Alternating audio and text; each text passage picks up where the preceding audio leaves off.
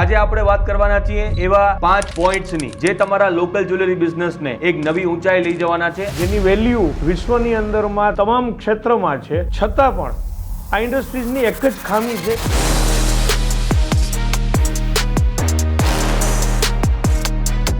Generation gap. શું generation gap તમને એવું લાગે છે? એક જ્વેલરી ઇન્ડસ્ટ્રીઝ સાથે સંકળાયેલો પરિવાર, જેમાં મારો જન્મ, આ ઇન્ડસ્ટ્રીઝની પરિસ્થિતિ અને સંજોગોને જ્યારે નજર સમક્ષ જોયા ત્યારથી જ મારી અંદરમાં એક કોચ, કન્સલ્ટન્ટ કે મેન્ટર જાગૃત થયો અને બધી જ વસ્તુઓ એમને ફાસ્ટ જોઈએ છે, ઇન્કમ બી ફાસ્ટ જોઈએ છે, ટાર્ગેટ છે તો એ જલ્દીથી જલ્દી અચીવ કરવો છે. ત્યાં છે ને જે આટલા વર્ષોનો ટ્રસ્ટ છે એ નવી જનરેશન છે એને સ્કીપ કરવા માંગે છે, કેમ કે એમનો ટાર્ગેટ એમને અચીવ કરવો છે. તમારું શું કહેવું છે એના માટે? જો આ સંજોગોની અંદરમાં હું એવું કહીશ કે અગર તમારી પાસે સ્ટોક બી નથી, અગર તમારી પાસે એ ઇન્વેસ્ટમેન્ટ કરવા માટે એટલા મની બી નથી, તો પણ આવનારા વર્ષની અંદર જ એ પોતાના કસ્ટમર સાથે એક બ્રાન્ડ વેલ્યુ બનાવી 100% કરી શકે. તમે જેટલો તમારો કસ્ટમર ડેટાબેઝ મોટો ક્રિએટ કરશો, જેટલો ડેટાબેઝ મોટો હશે એટલો તમારો બિઝનેસ ગ્રોથ મોટો થશે. કે ભૂષણભાઈ, તમે જે અત્યારે જે કામ આ કરી રહ્યા છો, પ્રોડકાસ્ટ, સાહેબ, પહેલું માધ્યમ તો હું આ પસંદ કરીશ. જેમ કે ફેસ્ટિવલ સિઝન આવવાની છે, અથવા તો એક જનવરી છે જેમાં કોઈ ફેસ્ટિવલ નથી, પણ તમારા કહેવા પ્રમાણે તો મને જનવરીમાં બી ખબર પડી જશે કઈ જ્વેલરી સેલ થવાની છે. સસ્તું નહીં, વ્યાજબી વેચવું છું. તમે એવા લેવલની બ્રાન્ડ છો કે જે બ્રાન્ડ જે કરે છે ને એ બધું વ્યાજબી કરે છે. એવું તમારો કોઈ એવા મેસેજ એવા પેરેન્ટ્સને કે નેક્સ્ટ જનરેશન માટે તમારે કેવી રીતે આને કેરી ફોરવર્ડ કરો, અને 1-2 મેસેજ એવા એ નવી જનરેશન માટે કે તમારે આ વસ્તુ ફોલો કરવી પડશે? એટલે વધારેમાં વધારે પરિવાર સાથે બેસીને ચર્ચાનો ભાગ બનતો અને એમાંથી બહુ બધું જ્ઞાન વડીલો પાસેથી બાળકોને મળતું. આજનો યુગ મોબાઈલનો છે, ટેકનોલોજીનો છે, બહુ બધા ગેજેટ્સ ને ઓટીસીસ આવી ગયા છે, તો નવું જનરેશન ત્યાં ઓક્યુપાઈડ છે. ઓલ્ડ જનરેશન નવા જનરેશનની વચ્ચે એક ગેપ છે ને, એમાંનો મોટામાં મોટો વર્ડ છે એ નથી કરવું, તારાથી નહીં થાય. એક કોન્ફિડન્સ જે તૂટે છે ને, જેનાથી એક નવું જનરેશન આગળ વધતું અટકે છે. અગર આ લોકલ જ્વેલર્સને આ રીતથી અને બિઝનેસનો ગ્રોથ કરવો છે તો એમને એક ટૂલ એટલે કે સોફ્ટવેર કમ્પલસરી છે.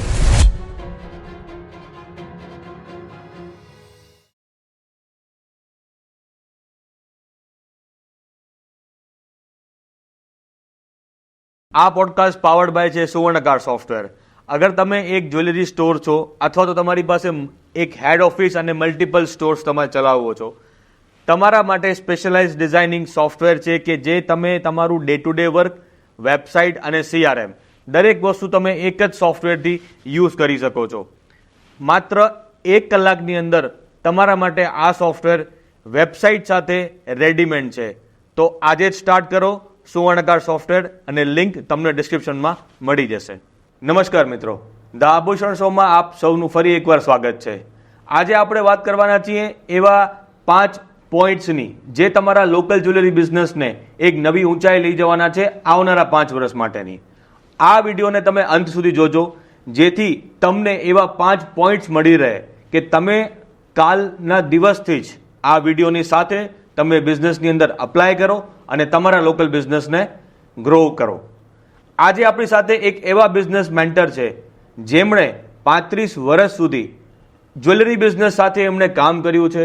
2500થી વધારે એવા જ્વેલર્સ જેમણે એમને મેન્ટરશિપ આપી છે, એવા કોચ, અને પ્લસ દરેક સંસ્થાની સાથે બી એમણે એટલું જ સારું કામ બી કર્યું છે. પ્લસ 450થી વધારે જ્વેલરી સ્ટાર્ટઅપની અંદર એમણે શૂન્યમાંથી શિખર સુધી પહોંચાડ્યા છે. તેના સિવાય હજારો સેલ્સમેન, સ્ટાફ લોકોને એમને ટ્રેનિંગ આપી છે, અને દરેક જ્વેલર્સ ભાઈઓ માટે એમને એ અદ્ભુત કાર્ય બી પૂર્ણ કર્યું છે.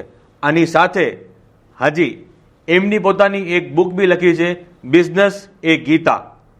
એવા હેડવે બિઝનેસ સોલ્યુશન્સ તથા એમના ઘણા બધા એવા અવોર્ડ્સ બી છે. IIM રોહતકની અંદર બેસ્ટ સ્ટ્રેટેજીસ એમને આપેલું છે. IIM Indore millionaire mindset mentor તરીકે એમને નવાજવામાં આવ્યા છે. ઘણા બધા સોની સમાજ એમણે સમાજ રત્ન બી એવોર્ડ કર્યું છે. તેમ છતાં બી એમણે જ્વેલર એસોસિએશન અમદાવાદની અંદર પોતે કમિટી મેમ્બર બી રહ્યા છે. GCCIમાં મેમ્બર બી છે અને GJEPCની અંદર બી મેમ્બર છે. આના સિવાય એમની ઘણી બધી એવી ઉપલબ્ધિઓ છે. તો આજે આપણે આ પોડકાસ્ટની શરૂઆત કરીએ અમારા ખાસ ગેસ્ટ પરેશભાઈ રાજપરા સાથે. નમસ્કાર પરેશભાઈ. વેલકમ તમારું આભૂષણ શોમાં.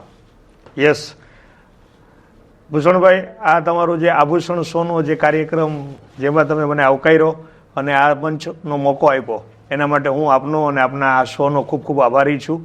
Thank you very much. Thank you Pareshbhai. ઘણા બધા બિઝનેસના આપણે એવા સેક્ટર્સ હોય છે કે જેમાં લોકલ જ્વેલરી બિઝનેસને આપણે એક એવું પ્લેટફોર્મ દેવા માંગીએ છીએ કે એમના જે સવાલો હોય છે દરેક લોકલ જ્વેલર્સના એ આ પોડકાસ્ટના માધ્યમથી એ લોકો શીખી શકે અને જે નવી જનરેશન છે એ હવે નવી સ્ટાઇલથી અને ડિજિટલાઇઝ રીતેથી બિઝનેસ કરી શકે એ વેથી અમે આ પોડકાસ્ટ ઉપર આજે તમને બી લઈ આવ્યા છીએ કે તમારા અનુભવ બી અહીંયા તમે શેર કરો. તો આપણે શરૂઆત કરીએ કે તમારી બિઝનેસ જર્ની, જેમ તમે એઝ અ કોચ તરીકે જ્વેલરી બિઝનેસ તમને આટલો 35 યર્સનો અનુભવ છે, તો એના વિશે આપણે થોડીક શરૂઆત કરી કે આ તમારી જે જર્ની હતી એ શરૂઆત ક્યાંથી થઈ હતી? જે ભૂતકાળની અંદરમાં એક જ્વેલરી ઇન્ડસ્ટ્રીઝ સાથે સંકળાયેલો પરિવાર જેમાં મારો જન્મ અને એક આ ઇન્ડસ્ટ્રીઝની પરિસ્થિતિ અને સંજોગોને જ્યારે નજર સમક્ષ જોયા કે આ જ્વેલરી ઇન્ડસ્ટ્રીઝ એટલે એક એવી પ્રિશિયસ મેટલ સાથે કામ કરી રહી છે કે જેની કિંમત વિશ્વની અંદરમાં સમાન છે અને જેની વેલ્યુ વિશ્વની અંદરમાં તમામ ક્ષેત્રમાં છે, છતાં પણ આ ઇન્ડસ્ટ્રીઝની એક જ ખામી છે, એ છે એજ્યુકેશન અને ઇમ્પ્લિમેન્ટેશન, એટલે કે લેગેસી સ્ટાઇલ બિઝનેસ. અને એ આવનારા સમયની અંદરમાં ઇન્ડસ્ટ્રીઝનો એક ગ્રોથ અટકાવતી આ પરિસ્થિતિને ધ્યાને આવી ત્યારથી જ મારી અંદરમાં એક કોચ, કન્સલ્ટન્ટ કે મેન્ટર જાગૃત થયો અને આ ઇન્ડસ્ટ્રીઝને એક નવી ઊંચાઈ સુધી લઈ જવાનો એક મિશન, ઇન્ડસ્ટ્રીઝના દરેક જ્વેલરને એજ્યુકેશન આપી અને એજ્યુકેટેડ બનાવવાનું મિશન અને આ જ્વેલરીને એક એવા લેવલનું કોર્પોરેટ બનાવવું કે જેની અંદરમાં આ ઇન્ડસ્ટ્રી છે એમની વ્યાખ્યા બદલે. આ હેતુથી હું આ મેન્ટર અને કોચ બન્યો. બહુ સરસ, બહુ સરસ. તો આ જર્નીની શરૂઆત તમારા કયા વર્ષથી થઈ હશે?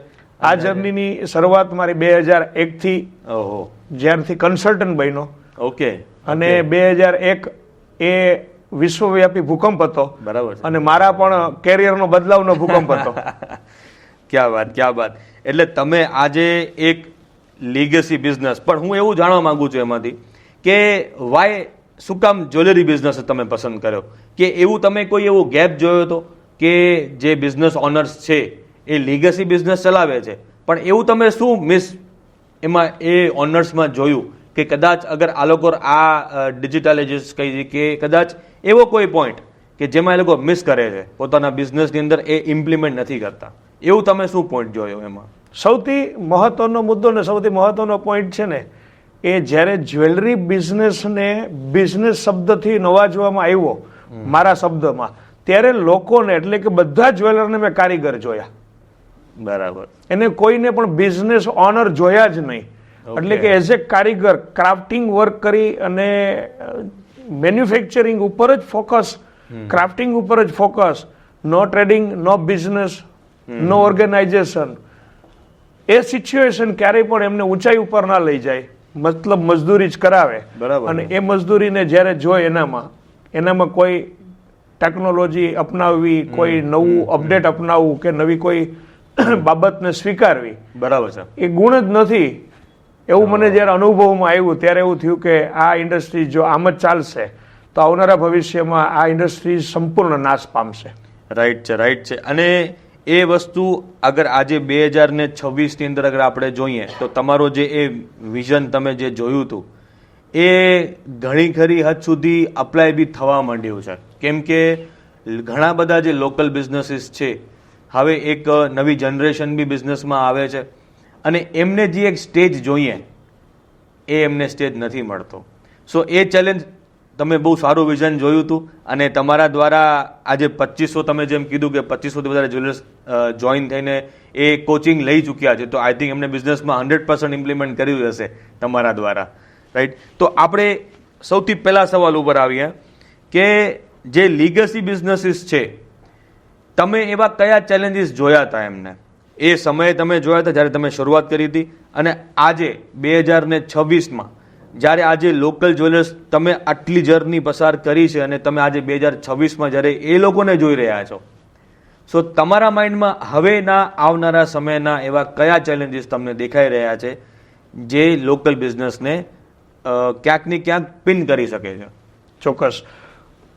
આમ જોઈએ તો આજની પરિસ્થિતિ અને લેગેસી બિઝનેસની પરિસ્થિતિ વચ્ચે મોટામાં મોટો બદલાવ છે. એમાંનો પહેલો છે કસ્ટમર બદલાઈ ગયો છે. પહેલાનો કસ્ટમર જે લેગેસી બિઝનેસની સાથે જોડાયેલો હતો એ પરંપરાગત ટ્રસ્ટ વેલ્યુથી જોડાયેલો હતો. જ્યારે આજનો સમય એવો છે કે કસ્ટમર ટ્રસ્ટ વેલ્યુ કરતા વેરાયટીઝ અને બ્રાન્ડ વેલ્યુ સાથે કનેક્ટેડ છે. બરાબર.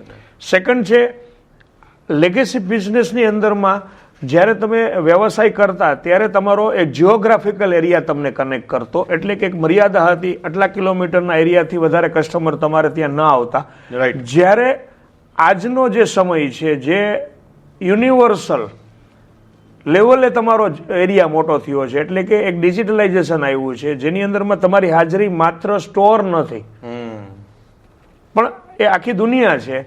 એવા સંજોગોનો જે બદલાવ છે એ આજના લેગેસી બિઝનેસને માત દઈ રહ્યો છે, પછાડી રહ્યો છે. ત્રીજું છે પહેલાનો જે માર્કેટિંગ કોન્સેપ્ટ હતો એ માઉથ માર્કેટિંગ હતું. એક ગ્રાહકના રેફરન્સથી એમના પરિવારને એના સભ્યો તમારી સાથે જોડાતા. બરાબર. હવે એ તમામ સદંતર બંધ થઈ ગયું છે.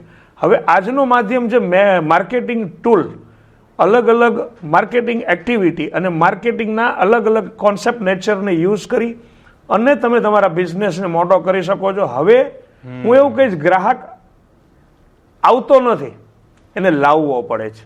બરાબર. ટેકનિકથી લાવવો પડે છે, ટૂલથી લાવવો પડે છે. રાઈટ. તો રાઈટ. આ લેગેસી બિઝનેસ ને આજના યુગના બિઝનેસ સાથે તમારે ટ્રાન્સફોર્મ જો કરવો હોય તો આ બધી જ પરંપરાઓ અને બદલાવ સાથેના જે કંઈ રિક્વાયર્ડ સિસ્ટમ છે એને અપનાવવી જરૂરી થઈ છે. અને આ અપનાવવામાં અત્યારની મોટી ચેલેન્જ છે એ છે જનરેશન ગેપ.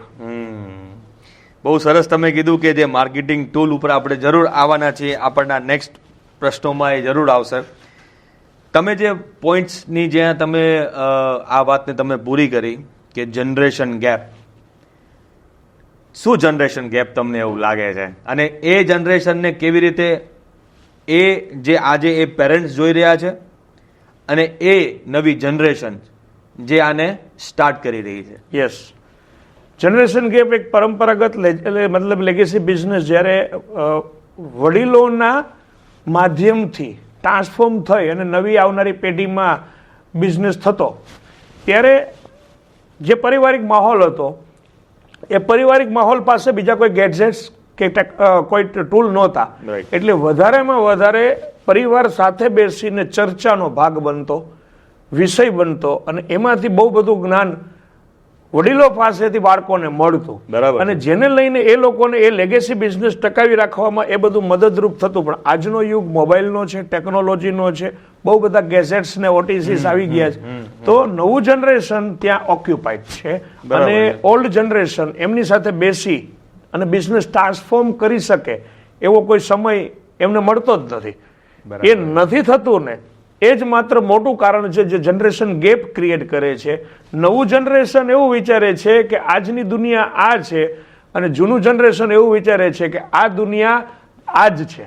હવે આ બંને દુનિયા વચ્ચે આ જ છે, પણ તકલીફ એ છે કે આજ અને કાલની વચ્ચેનો જે બ્રિજ ક્રિએટ કરવાનું કોમ્યુનિકેશન ફેમિલીની અંદરમાં સ્ટ્રોંગલી થવું જોઈએ. એના માટે પૂરતો સમય નથી. એને લઈને લેગેસી બિઝનેસને નેક્સ્ટ જનરેશનમાં ગેપ ક્રિએટ કરે છે. અને બંને જનરેશનના કોમ્યુનિકેશન ગેપને હિસાબે એકચ્યુઅલ બિઝનેસનો પાયો અથવા તો બિઝનેસનો હેતુ અથવા તો બિઝનેસની અંદરમાં રહેલી બહુ બધી એવી નાની મોટી ગટ્સ બાબતો છે જે નવી પેઢી સુધી ટ્રાન્સફોર્મ નથી થતી. અને જ્યાં સુધી મહત્વના મુદ્દાઓ અને મહત્વની બાબતો નવી પેઢીને ટ્રાન્સફોર્મ કરવામાં ન આવે ત્યાં સુધી એ પેઢીનો ઇન્ટરેસ્ટ ક્યારે પણ એ બિઝનેસમાં એક્ટિવ થાય નહીં. બહુ સરસ તમે વાત કરી રહ્યા છો.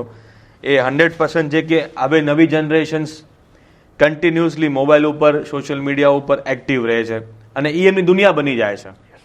બટ તમે બહુ સારું કીધું કે જ્યારે તમે પેરેન્ટ્સની સાથે તમે એ ટાઈમ સ્પેન્ડ કરશો તો એકચ્યુઅલ તમને એ બી ખબર પડશે કે બિઝનેસ ખાલી પ્રોફિટથી નથી ચલાવાતો, પણ એમાં ટ્રસ્ટ બી હોય છે, એક વિઝન બી હોય છે અને એક જે તમારે કન્ટિન્યુઅસલી એવરી ડે તમારે જે રૂટીન ફોલો કરવાનું હોય છે એ કદાચ એ ગેપની ડિસ્કશન્સ નથી થઈ શકતી.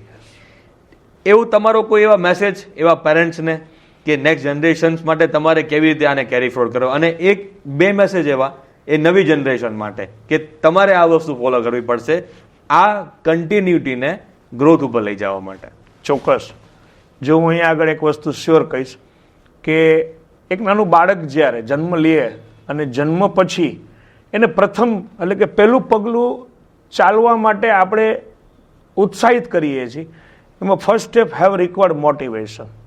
રાઈટ. એમને ખ્યાલ નથી કે હું ચાલી શકું અને એમને વિશ્વાસ બી નથી કે હું ચાલી શકીશ, પણ એક મોટિવેશનનો સતત પ્રવાહ એ બાળક તરફ આકર્ષાય છે અને બાળક એવું ભૂલી જાય છે કે મને ચાલતા નથી આવડતું, અને જે પ્રથમ પગલું ભરી લે છે ને એ એમની આખર દોડ બની જાય છે.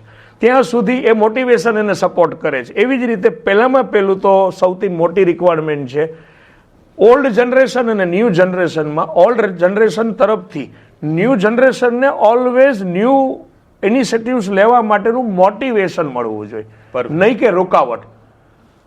આજના સમયમાં ઓલ્ડ જનરેશન નવા જનરેશનની વચ્ચે એક ગેપ છે ને, એમાંનો મોટામાં મોટો વર્ડ છે એ નથી કરવું, તારાથી નહીં થાય.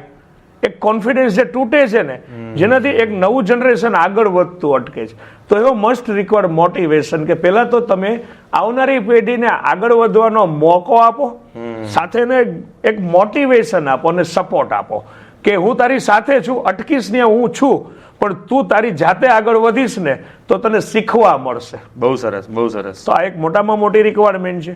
જ્યારે બીજી બાબત છે new generation have required always consultancy.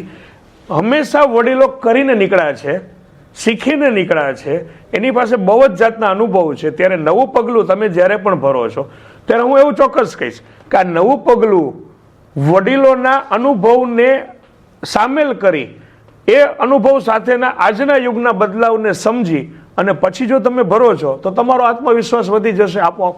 Right, right. Experiment તમને બની શકે કે નિષ્ફળતા બી આપે, નિષ્ફળતા હંમેશા શીખવશે, રાઈટ, અને એમાંથી બી નવું સક્સેસ મળશે. બટ એક લેવલ સુધીની નિષ્ફળતા તમારે અવોઇડ કરવાની રહેશે, એટલા માટે કે જેમાં તમારા વડીલોના અનુભવ તમારી સાથે કામ કરશે. હા, પણ એમ કહેવાય છે કે જે કોશિશ કરે છે એ જ નિષ્ફળ થાય છે. યસ, કોશિશ જ નહીં કરો તો કોશિશ કરવી જ જરૂરી છે. અને જીવનમાં હું એવું કહીશ કે જીવનની જે કી લાઈફ સક્સેસ કી એ જ તમારી નિષ્ફળતા છે. જો તમે નિષ્ફળ નથી થતા તો સફળ ક્યારેય નહીં થાવ.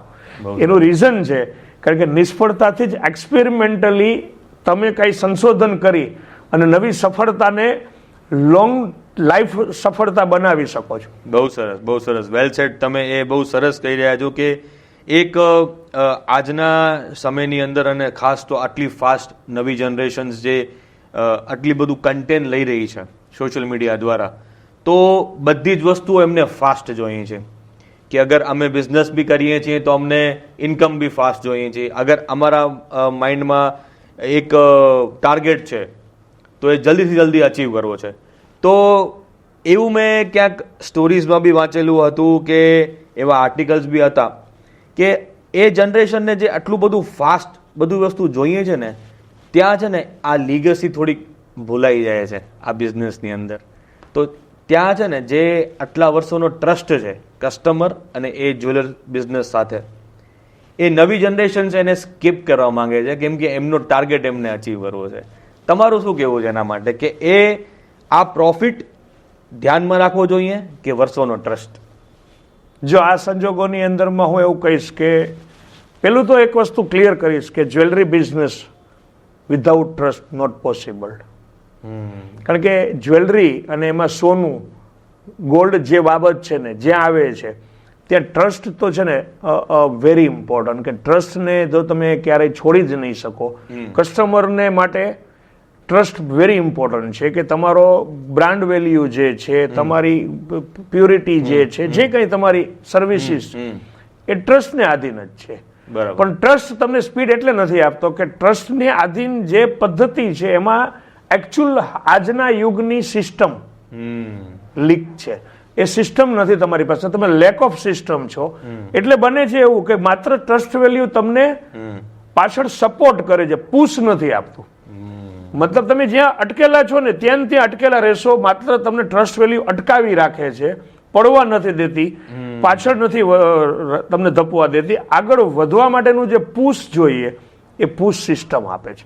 સિસ્ટમ મતલબ કે તમારી પાસેના એવા આજના આધુનિક tool, gadgets, material, softwares, applications અને આજની તમામ પદ્ધતિ છે. બરાબર છે, બરાબર. આ સૌથી મહત્વનો ફાળો ભજવે છે તમારા ગ્રોથના ફોર્સને આગળ વધારવા માટે, તમારા જે કંઈ ગોલ ને સપનાઓ છે એને ઇન ટાઈમ બિંગ પૂરા કરવા માટે. હા, ટ્રસ્ટ સૌથી મેઇન પાર્ટ ભજવે છે એમાં. રાઈટ છે. આ સમય ઉપર એ નવી જનરેશન્સ ક્યાંક એ બી ભૂલી જાય છે કે આ જે અમારા શોરૂમ ઉપર જે જૂના કસ્ટમર્સ જે વર્ષોથી આવે છે એ અમારા શોરૂમ પર આવે છે, પણ ત્યાં અમે વધારે બેનિફિટ અથવા તો વધારે પ્રોફિટ લઈ લઈએ જેમાં કસ્ટમરને ખબર નહીં પડે. શું તમને શું લાગે છે, અગર એ કસ્ટમરને એ વસ્તુનું પછી ખ્યાલ પડે તો એ ટ્રસ્ટ બ્રેક થશે? 100%.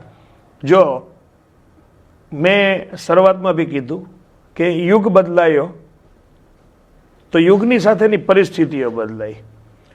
તમે અપડેટ થઈ રહ્યા છો, દુનિયામાં અપડેટ આવી રહ્યું છે, નવા નવા ઇન્ફ્રાસ્ટ્રક્ચરો ક્રિએટ થઈ રહ્યા છે, નવા નવા ગેજેટ્સ ને ટૂલ્સ આવી રહ્યા છે. તો બધામાં આ અસર અને ઇફેક્ટ છે. બરાબર. મારી અંદર અપડેટ જેટલું થઈ રહ્યું છે એટલું જ મારા કસ્ટમરમાં બી અપડેટ થઈ રહ્યું છે. તો કસ્ટમર બી એજ્યુકેટ થઈ રહ્યો છે, જાણકારી મેળવી રહ્યો છે. અને એમાં બી આજનો એઆઈ યુગ કે જેમાં સર્ચ કરવાની જરૂર નથી, માત્ર પ્રશ્ન પૂછવાથી જવાબ મળે છે. બરાબર. એટલે આધુનિક ટેકનોલોજી સાથે જ્યારે ગ્રાહક તમારી પાસે આવે તો ત્યારે તમે ક્યારેય પણ એવું નહીં વિચારતા કે ગ્રાહકને ખબર નહીં પડે. ગ્રાહકને ખબર છે, એને ધ્યાનમાં રાખીને તમારી જોડે વ્યવહારો કરવાના છે.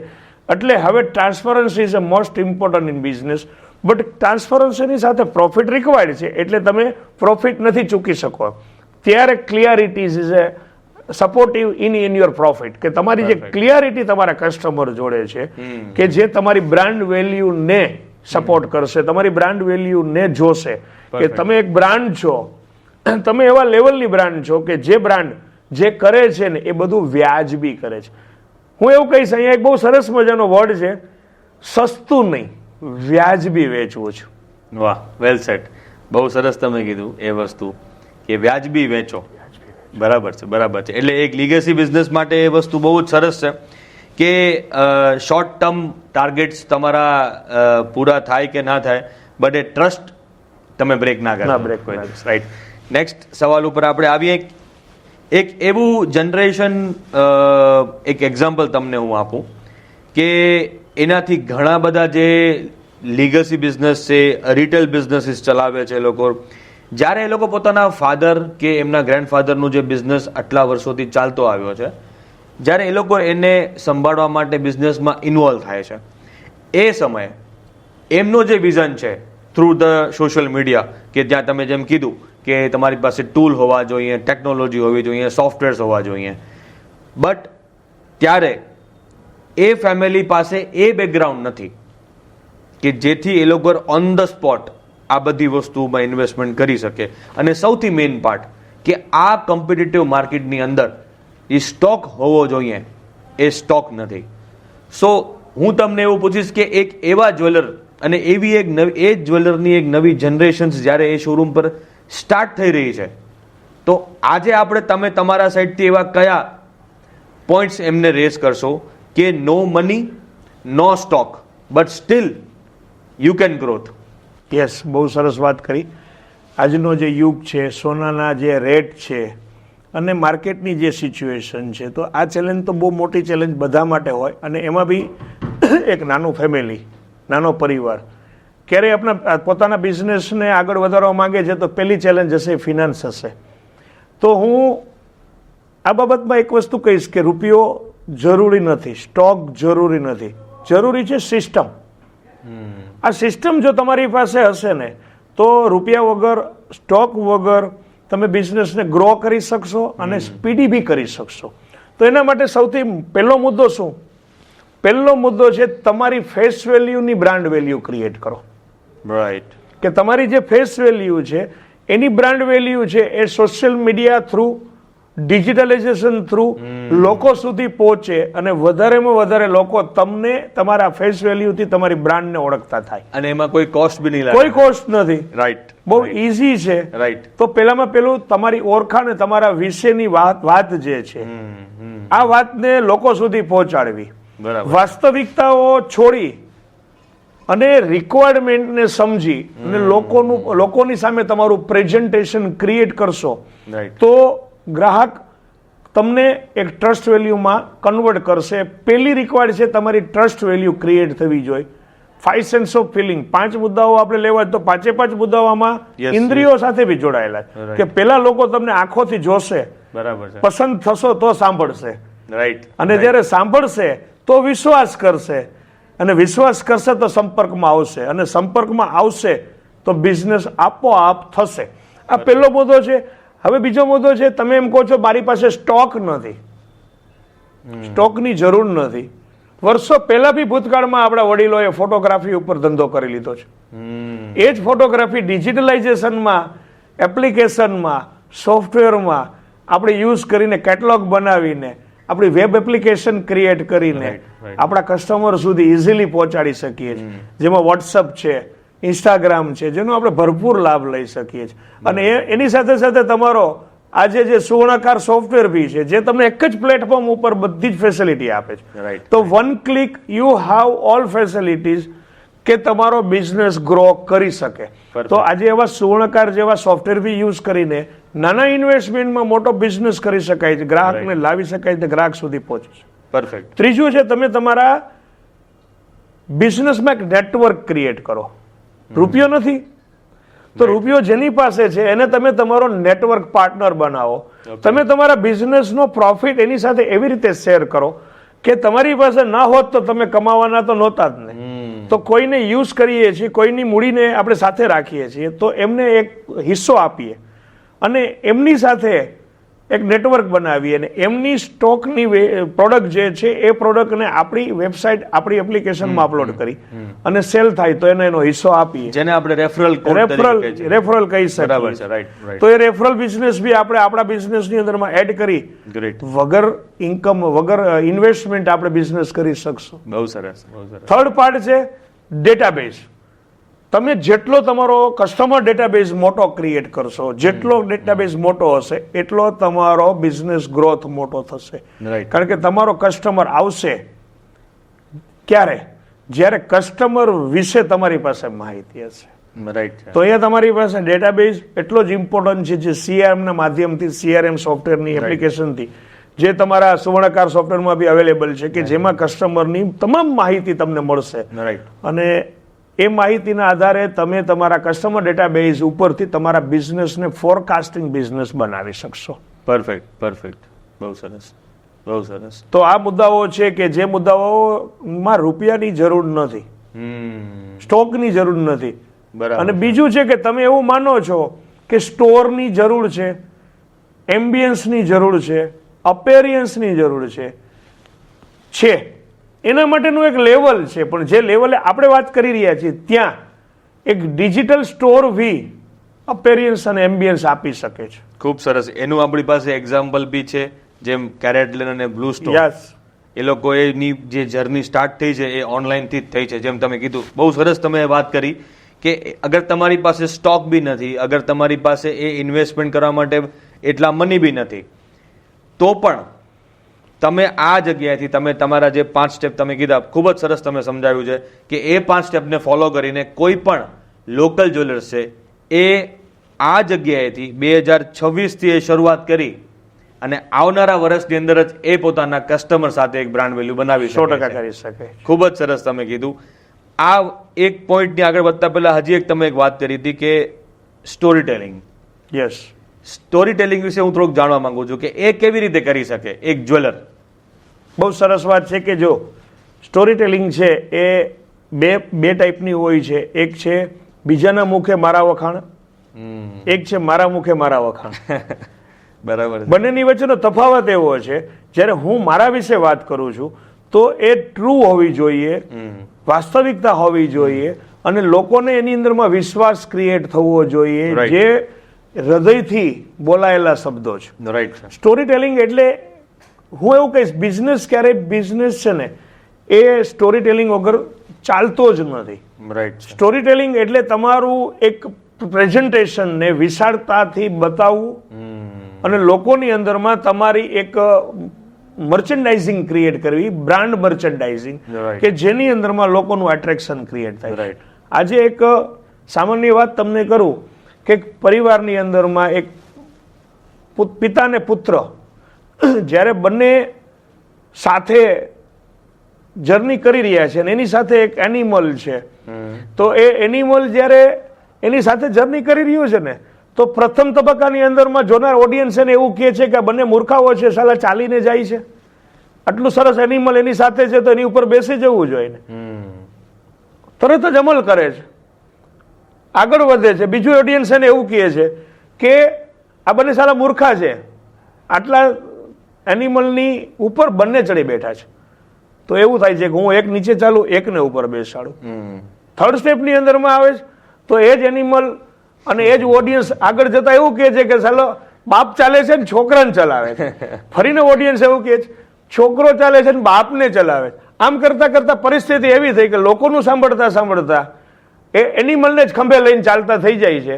મતલબ કે તમે લોકોની વાતોથી ઇન્ફ્લુઅન્સ થઈને તમારા ડિસિઝનો અને વિચારોને બદલી શકો છો અને તમારી ક્ષમતા નથી ક્રિએટ કરી શકતા. Right. એ લોકો તમારી સામે એક સ્ટોરી ક્રિએટ કરે છે, એની સ્ટોરીને એક્સેપ્ટ કરી લો છો. એ છે મેન્યુપ્યુલેશન. એકચ્યુઅલ મેન્યુપ્યુલેશન લોકો એવો વર્ડ માને છે કે લોકોને ભટકાવી દેવા નહીં.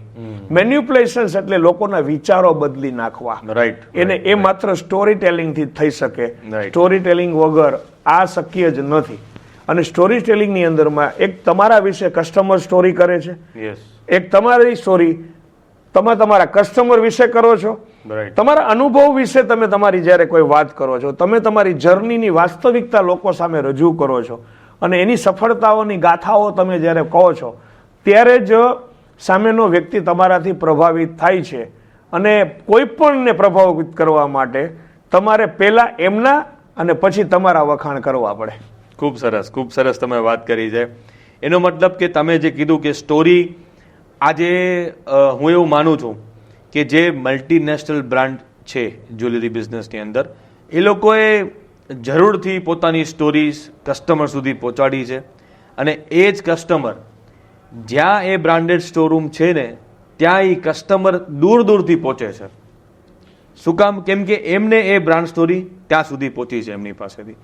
તમને એવું શું લાગે છે કે ત્યાં તમને કોઈ એવો કેવો ગેપ લાગે? તમે જેમ કીધું કે લોકલ જ્વેલર્સે એ સ્ટોરી ટેલિંગ કરવી જોઈએ જેથી એનો કસ્ટમર એને ઓળખે, એમને જાણ થાય કે આ બિઝનેસની પાછળ કેટલા વર્ષોના વર્ષો ભોગ આપ્યો છે, એક લીગસી, એક ટ્રસ્ટ બિલ્ડઅપ થયો છે. પણ જ્યારે એ બ્રાન્ડેડ શોરૂમ્સ તો ઓલરેડી એટલા વર્ષોથી કરતા જ આવ્યા છે. સો હવેનો જે 2026માં આપણે ટાર્ગેટ લઈને ચાલીએ છીએ કે એવા બદલાવ જરૂરી છે.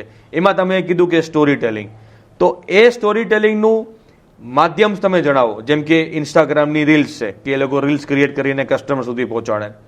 એના સિવાયના એવા કયા માધ્યમ જેમાં કસ્ટમર જાણે, કસ્ટમર શોરૂમ પર રોજ આવતું હોય પણ પોતાનું કામ પૂરું થઈને નીકળી જાય છે, પણ જ્યારે એ સ્ટોરી ટેલિંગ આપણને કોઈ સોશિયલ મીડિયાના પ્લેટફોર્મ પર મળે ત્યારે એ શેર થાય છે, ત્યારે એ લાઇક થાય છે અને એની કોઈ લિમિટેશન નથી કે આટલા લોકો સુધી જ પહોંચશે, નો લિમિટ્સ છે. તો એમાં તમારું શું કહેવું છે? બહુ જ મસ્ત વાત જેને કહેવાય ને કે ભૂષણભાઈ, તમે જે અત્યારે જે કામ આ કરી રહ્યા છો પ્રોડકાસ્ટ, સાહેબ પહેલું માધ્યમ તો હું આ પસંદ કરીશ. Thank you. કે પ્રોડકાસ્ટ એક અત્યારનો એક એવો માધ્યમ છે કે અનકેલ્ક્યુલેટિવ પબ્લિક ઓડિયન્સ તમારા સુધી અને તમે એમના સુધી પહોંચો છો. માર્કેટિંગની ભાષાની અંદરમાં ATL, BTL, TTL 3 word use થાય છે. એમાંનો ATL છે અબાઉ ધ લાઇન. ઓકે. જે અબાઉ ધ લાઇનની અંદરમાં અમે એવું કહીએ છીએ કે જ્યાં કયા ઓડિયન્સ સુધી તમે પહોંચ્યા છો એ તમને જાણવા ક્યારેય નહીં મળે, અને કયું ઓડિયન્સ તમારા સુધી કયા માધ્યમથી પહોંચ્યો છે એ બી તમને જાણવા નહીં મળે, છતાં બી એના ખર્ચાઓ બહુ હાઈ છે. એ ATL છે. જેમાં ન્યૂઝપેપર કે FM છે કે આપણે આવા બધા માધ્યમ ગણીએ, પણ એની અંદરમાં બહુ હાયર કોસ્ટ છે. પણ એ હાયર કોસ્ટની અંદરમાં જો આજના યુગ પ્રમાણે હું કહું ને તો આ પ્રોડકાસ્ટ માધ્યમ જે છે, રીલ બનાવીને લોકો સુધી પહોંચવાનું જે માધ્યમ છે, નાના નાના વિડીયો સ્ટોરી ટેલિંગ કરીને લોકો સુધી પહોંચવાનું જે માધ્યમ છે, એ 0 કોસ્ટ છે, સાવ લો કોસ્ટ છે. તો ખરેખર તો ATL ની વ્યાખ્યા એવી હતી કે જે અબાઉ ધ લાઈન, આપણી તેવડની બહાર માર્કેટિંગમાં ખર્ચ કરવા, જેમાં એક નવો બદલાવ આવ્યો છે, જે આ પ્રોડકાસ્ટ છે, વિડીયોગ્રાફી છે, રીલ છે, સોશિયલ મીડિયા છે, ઇન્સ્ટાગ્રામ છે, વોટ્સઅપ છે, ફેસબુક છે. તો આ અત્યારના યુગ પ્રમાણે હું એવું કહીશ કે આ માધ્યમનો ભરપૂર ઉપયોગ સ્ટોરી ટેલિંગમાં કરવો જોઈએ. સ્ટોરી ટેલિંગ એટલે શું છે? તો બહુ સિમ્પલ વાત કરું ને, બહુ સિમ્પલ વાત સાહેબ, તમારી વાત તમારા ઓડિયન્સ સુધી પહોંચાડવી. ખૂબ સરસ. અને એટલી ઈઝી પહોંચાડવી કે તમે જે બોલો છો એ માત્ર લોકો સાંભળે, દલીલ ના કરી શકે, એને સ્ટોરી ટેલિંગ કહેવાય. ખૂબ સરસ તમે વાત કરી એ વસ્તુ. અને એનાથી આજે ઇન્ડિયાની અંદર જે પોડકાસ્ટનું જે માધ્યમ છે એ ખૂબ ઝડપથી વધી રહ્યું છે. એક લોકોની માનસિકતા એવી છે કે લોકો ખાલી સ્ક્રોલ જ કરે છે મોબાઈલની અંદર, રીલ્સો જ જોવે છે. બટ તમે જ્યારે મને બી એ જાણીને નવાઈ લાગી હતી કે આજે 1 hour અથવા તો 1.5 2 કલાક સુધીના પોડકાસ્ટ બી લાખોની કરોડો લોકો જોઈ રહ્યા છે. સો એ જાણીને આપણને બી નવાઈ લાગે. પણ હવે એ જે નવી જનરેશન છે ને, જે હવે આ જેને જેનઝી કહીએ, એ બધા લોકોને છે ને આવું માધ્યમ જોઈએ છે કે આ માધ્યમથી અમે લોકો રેડી છીએ કન્ટેન્ટને લેવા માટે, સારી વસ્તુ શીખવા માટે. સો એ તમે જે બહુ સરસ કીધું કે પોડકાસ્ટના માધ્યમથી આ વસ્તુ જરૂર પહોંચી શકે છે. ઓકે, નેક્સ્ટ આપણે પ્રશ્નો ઉપર જઈએ, જેમાં હું એવું જાણવા માંગીશ કે 2026માં જેટલા બી જ્વેલર્સ છે એ કઈ સૌથી એવી મોટી મિસ્ટેક્સ કરી રહ્યા છે જેથી એ પોતાના કસ્ટમરને લોસ કરી રહ્યા છે? બહુ સરસ વાત છે આ ભાઈ, બહુ બહુ મહત્વનો મુદ્દો છે. પહેલાં તો હું એવું કહીશ કે જો આ મિસ્ટેક સુધારશે નહીં તો 60% જ્વેલર્સ આવનારા 5 વર્ષમાં બંધ થઈ જશે. આ રિસ્ક છે. એમાંની પહેલામાં પહેલી મિસ્ટેક છે એ જે હું કરી રહ્યો છું ને એ જ કરતો રહીશ. બરાબર છે. હું બદલીશ નહીં.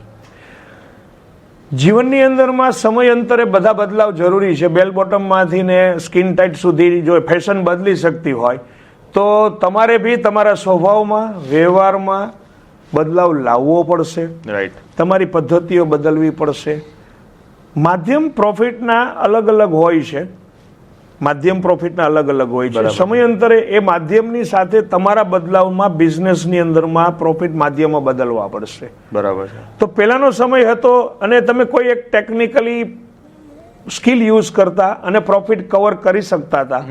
પછીનો જે સમય આવ્યો, ગવર્મેન્ટ જાગૃત થઈ, પબ્લિક જાગૃત થઈ, આજે BIS HUID નું ટ્રેકિંગ આવી ગયું. બરાબર. તો તમારી પાછળની બધી સ્કિલ જતી રહી એટલે તમે નર્વસ થઈ ગયા કે હવે આપણે આગળ કેમ વધશું. પણ આજે શું ટેકનિક ચાલી રહી છે, આજે શું યુગ ચાલી રહ્યો છે, તો અહીંયા આગળ છે ને સૌથી મોટી મિસ્ટેક કરે છે સમય સાથે બદલાવા માટે તૈયાર નથી. એક બીજી મિસ્ટેક છે આજનું આધુનિક ડિજિટલાઇઝેશન, ટેકનોલોજી, સોફ્ટવેર કે ગેજેટ્સ યુઝ કરવા માટે કેપેબલ નથી. એનું નોલેજ નથી. એ નોલેજ મેળવવા માટે તૈયાર નથી. અથવા તો તૈયાર છે તો એ નોલેજ અને એ ઇક્વિપમેન્ટ કે ટૂલ, ગેજેટ્સ, સોફ્ટવેર કે એપ્લિકેશન ને ખર્ચ ગણે છે. એ માઇન્ડસેટ જ્યાં સુધી ખર્ચ આ શબ્દ વાપરવામાં આવે છે ને ત્યાં સુધી એને પોકેટમાંથી બહાર કાઢી અને કોઈને ચૂકવવા માટે જીવ, આપણો દિલ હા નથી પાડતું. એ ઇન્વેસ્ટમેન્ટ છે. આજે તમે 1 રૂપિયો ઇન્વેસ્ટ કરો છો, એ લાંબી આયુષ્ય ભોગવે છે તમારી પેઢીની અંદરમાં અને એની વળતર તમને આપતો જ રહે છે. રિકરિંગ રિફંડ છે. બરાબર છે. તમે એક સારા કપડાં પહેરો છો તો ટેલર પાસે બનાવો છો. સારા કપડાં પહેરીને સારા દેખાવાનો પ્રયત્ન કરો છો એટલે ટેલર પાસે બનાવો છો. બાકી જો તમારે સારું ન દેખાવું હોત તો જાતે બનાવી લેત ને.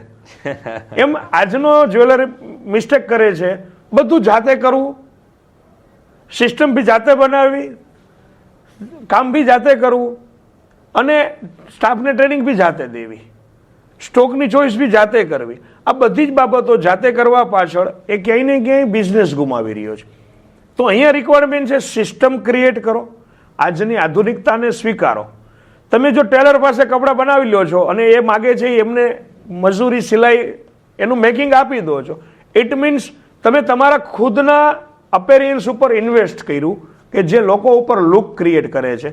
તો એવી જ રીતે આજના સમયમાં તમારા બિઝનેસની બ્રાન્ડ વેલ્યુ અને લોકોની સામે તમારી વેલ્યુને એક પ્રેઝન્ટ કરવા જઈ રહ્યા છો, જ્યાં તમે સારા દેખાવ, લોકો તમને પસંદ કરે, લોકો તમારી સાથે કનેક્ટ રહે, તો ત્યાં રિક્વાયર્ડ છે તમારા બિઝનેસના એવા અલગ અલગ હિસ્સાઓની અંદરમાં તમારું રોકાણ. એમાંનું રોકાણ છે તમારું ડિજિટલાઇઝેશન, જેમાં તમારી પાસે પ્રોપર સોફ્ટવેર નથી, તમારી પાસે બારકોડ ટેગિંગ નથી, તમારી પાસે ઇન્વેન્ટરી કેલ્ક્યુલેટિવ સોફ્ટવેર નથી, ઇન્વેન્ટરી ફોરકાસ્ટિંગ નથી, તમારી પાસે કસ્ટમર ડેટાબેઝ ક્રિએટ કરીને એની ઉપર ફોરકાસ્ટ થઈ શકે, કસ્ટમરને ઓળખી શકાય એવો કોઈ ટૂલ ગેજેટ્સ નથી. હું ફોરકાસ્ટિંગમાં જરૂર ડીપ ઇનસાઇટ જવા માંગીશ. તમે જે કીધું કસ્ટમર ફોરકાસ્ટિંગ અને ઇન્વેન્ટરી ફોરકાસ્ટિંગ, યસ, મને આ વસ્તુ બહુ જ સરસ લાગી. એના ઉપર આપણે થોડુંક ડીપ ઇનસાઇટ મને તમે જરાક જણાવજો કે એનો મિનિંગ શું છે. ચોક્કસથી. પ્રથમ તો હું એવું કહીશ કે આ કહી શકું એનું કારણ છે કે આજે હ્યુમન સાયકોલોજી અને એનિમલ સાયકોલોજીની બંનેની મારી એક્સપર્ટીઝ. રાઈટ. એક પશુ અને પ્રાણીને બી હું સમજી શકું છું કે શું વિચારશે ને શું કરશે, અને એક મનુષ્યને પણ સમજી શકું છું કે શું વિચારશે ને શું કરશે. તો સાયકોલોજી એક એવો સબ્જેક્ટ છે કે જે બિઝનેસમાં અવશ્ય હોવો જોઈએ. રાઈટ. હવે એ થઈ સજીવ સાયકોલોજી, એટલે કે જેની અંદરમાં જીવ છે. એવી જ છે નિર્જીવ સાયકોલોજી, જેની અંદરમાં જીવ નથી. જેમ કે આપણી જ્વેલરી, ઓકે, એની અંદરમાં સ્ટોરી છે, એની અંદરમાં એક સ્ટોરી છે, એનું અલંકાર સ્ટોરી છે, અને આપણું અલંકાર શ્વાસ છે. આ બંનેની સાયકોલોજીને જો સમજીએ અને એ બંનેની સાયકોલોજીને કોઈ એક માધ્યમ થ્રુ આપણા ટેબલ ઉપર લાવીએ અને એનું એક ડેશબોર્ડ ક્રિએટ કરીએ ને, તો એ તમને આગાહી કરીને આપશે તમારો બિઝનેસ કેવી રીતે થાય. કારણ કે એક વર્ગ છે એ એક્ઝામ્પલ પાઉંભાજી જ ખાય છે, એક વર્ગ છે જે ઢોસા જ ખાય છે. શાક માર્કેટની અંદરમાં એક કરંડિયો આવે છે, ટમાટર ભરેલો છે, અને સાંજ સુધીમાં 100 કસ્ટમર આવે છે, અને 100 કસ્ટમર ચૂઝ કરીને જેની અંદરમાંથી ટમાટર લે છે. તો એને સમજવાનું છે ટમાટર ખરાબ છે કે ચોઈસની કોઈ વેલ્યુ છે. તો ટમાટર બી ખરાબ નથી ને ચોઈસની વેલ્યુ પણ નથી. દરેકની સાયકોલોજી પસંદ છે, એ વર્ગ છે, એટલે જ બધા ટમાટર વેચાઈ જાય છે. બરાબર છે. એવી જ રીતે તમારી બધી જ પ્રોડક્ટ વેચાઈ જશે જો તમને તમારા કસ્ટમરની સાયકોલોજી સમજતા આવડી જશે. તો તમે એ સાયકોલોજી રિગાર્ડિંગ જ પરચેસ કરશો, બરાબર છે, એ ખરીદી કરશો, તો તમારા કરંડિયામાં તમારા સિલેક્ટિવ કસ્ટમરને ધ્યાનમાં રાખીને તમારી પ્રોડક્ટ હશે, અને એ પ્રોડક્ટ જો સિલેક્ટિવ હશે તો સાંજે સેલ થઈ જશે. ખૂબ તો આગાહી સાથે તમે ખરીદી કરશો કે આ આટલા દિવસમાં હું વેચી શકું. અને આજે મારા આટલા વર્ષના રેકોર્ડની અંદરમાં મારો સૌથી મોટો અનુભવ રહ્યો છે કે મારા બધા જ જ્વેલર્સ ક્લાયન્ટ મિત્રો 3 મહિને કોઈ બી પ્રોડક્ટને સેલ આઉટ કરી વર્ષની 3 થી 4 સાયકલનું સ્ટોક ટર્નઓવર કરે છે, માત્ર આટલું સમજીને જ કે મારા કસ્ટમરની સાયકોલોજી ખરીદીની કેવી, એની પેટર્ન કેવી, ખરીદીનો સમય કયો, અને ખરીદીનો હેતુ શું. આ સાયકોલોજીને જ્યારે એ સમજે છે તો એ જ અનુભવની સાથે એની પાસે બીજો મુદ્દો છે એની પ્રોડક્ટ. એને રિગાર્ડિંગ ને રિલેટેડ પ્રોડક્ટ કઈ હોવી જોઈએ, કયા સમયે એનું ખરીદી હોવી જોઈએ, એની ખરીદીની સ્ટ્રેટેજી શું હોવી જોઈએ, અને એનું વેચાણ કરવાનું માર્કેટિંગ કયા કોન્સેપ્ટનું હોવું જોઈએ. ઓકે, મારી પાસે અમૃતાંજન બામ છે તો ઉનાળામાં નહીં વેચી શકું, શિયાળામાં જ વેચવું પડશે. એમ મારી પાસે કોઈ પ્રોડક્ટ છે તો એ પ્રોડક્ટ માટેની સિઝન, સમય અને કસ્ટમર નીડ એ તમને એક સોફ્ટવેર આપી શકે છે, ડેટા આપી શકે છે, સોફ્ટવેર ડેશબોર્ડ આપી શકે છે, એનું એનાલિસિસ આપી શકે છે કે ગયા કસ્ટમર કયા સમયે શું ખરીદશે. અને એને રિગાર્ડિંગ જો તમારી પાસે પ્રોડક્ટ હશે, એ જ સમય પૂરતી હશે, બરાબર, તો બાકીનો ડેડ સ્ટોક ક્રિએટ થતો બંધ થશે. જો ડેડ સ્ટોક ક્રિએટ થતો બંધ થશે તો તમારો પ્રોફિટ રેશિયો આપોઆપ વધી જશે, જેને ROI આપણે કહી શકીએ, રિટર્ન ઓફ ઇન્વેસ્ટમેન્ટ. કે 100 રૂપિયાની વેચાણની અંદરમાં 10 રૂપિયાનો નફો રાખ્યો છે તો 10% નફામાં તમે ધંધો કરો છો, અને વર્ષે એક વખત એ માલને વેચો છો. માંડ કરીને તમારું 100 રૂપિયાનું વેચાણ વર્ષે પૂરું થાય તો 10 કમાવશો. હું એવું કહું છું કે જો તમે પ્લાનિંગ, આયોજન અને સિસ્ટમથી ચાલશો તો એ સિસ્ટમ તમને 3 વખત વેચાણ આપશે. અને બની શકે કે કોમ્પિટિશનની ભીડમાં તમે જ્યારે આવો છો તો તમે એમને માર્કેટ કોમ્પિટિશનની સામે સસ્તું એટલે કે વ્યાજબી કરીને વેચશો તો 8 રૂપિયા નફો રાખીને 8% નફામાં બી વેચશો તો બી 24 કમાશો. બરાબર છે, બરાબર છે. જે 10 ની જગ્યાએ 24 નો નફો Four times થઈ જશે, Yes. 4 times કમાશો. 4 ટાઈમ થઈ Right છે, જાય. right. અને એની સામે તમે ખરેખર વિચારો, તમે નફો ઓછો લેવાની જ્યારે વાત આવે છે ત્યારે થરથરો છો, પણ નફો લેતા નથી તો ધંધો તો બગડે છે. હવે નફો નથી લેતા તો બી ખર્ચ તો એનો જ લાગવાનો, જે તમારું ભાડું છે, લાઇટિંગ છે, એસી છે, સ્ટાફ છે, પગાર છે, Yeah. એનો વપરાશ નથી થતો તો એ કંટાઈ જશે, એનું નોલેજ બગડી જશે. એની પ્રેક્ટિસ વધારશો તો એ લોકોમાં સ્કિલ ડેવલપ થશે, બરાબર. તમારું રોટેશન અને ટર્નઓવર ફાસ્ટ થશે તો તમારી પ્રોડક્ટ રિફ્રેશ થશે, Right. નવા કસ્ટમરની ચોઇસ બનશે, અને સાથે સાથે તમારી માર્કેટમાં એક રેપ્યુટેશન ક્રિએટ થશે કે અહીંયા તો બહુ જ ભીડ હોય છે. એનો મતલબ કે એ વેપાર સારો કરે છે, અને વેપાર હંમેશા સારો ત્યારે જ થાય કે તમે કસ્ટમરને બધી જ વેલ્યુ આપી રહ્યા છો. સર્વિસ, એની અંદરમાં પ્યોરિટીઝ, બરાબર છે, રાઈટ પ્રાઇસ, બરાબર છે, બરાબર તો આ બધી જ વસ્તુ ગ્રાહકને મળતી હોય તો જ તમારે ત્યાં ભીડ હોય એવું ઓડિયન્સ જોવે છે. તો અહીંયા કસ્ટમર સાયકોલોજીને ઓળખવી અને પ્રોડક્ટ સાયકોલોજીને ઓળખવી, આ બંને વસ્તુનો માઇક્રો એનાલિસિસ ડેટાબેઝ તમારા સોફ્ટવેરમાં બનાવવો અને એનું વર્ગીકરણ કરીને એને જોતા શીખો કે કયા સમયે કયો કસ્ટમર કઈ પ્રોડક્ટને બાય કરે છે, રાઈટ છે. કસ્ટમર શા માટે આ પ્રોડક્ટ બાય કરે છે, કસ્ટમર આ પ્રોડક્ટ શું કામ લેશે, અથવા તો કયા કસ્ટમરે આ પ્રોડક્ટ લીધી તો એનું શું કારણ છે, અને એ કારણ મારી બીજી પ્રોડક્ટને કઈ રીતે લાગવું પડે, એનો અભ્યાસ તમે એક સોફ્ટવેર થ્રુ, કોઈ ટેકનોલોજી થ્રુ કે કોઈ ગેજેટ થ્રુ સરસ રીતે એપ્લિકેશનના માધ્યમથી કરી શકો છો. આના માટે તો એ દરેક જ્વેલર્સને એ સોફ્ટવેરની રિક્વાયરમેન્ટ છે, જે તમારું પહેલા તમે જે આન્સર આપતા હતા કે એ સોફ્ટવેર માટે તમે રેડી નથી થતા.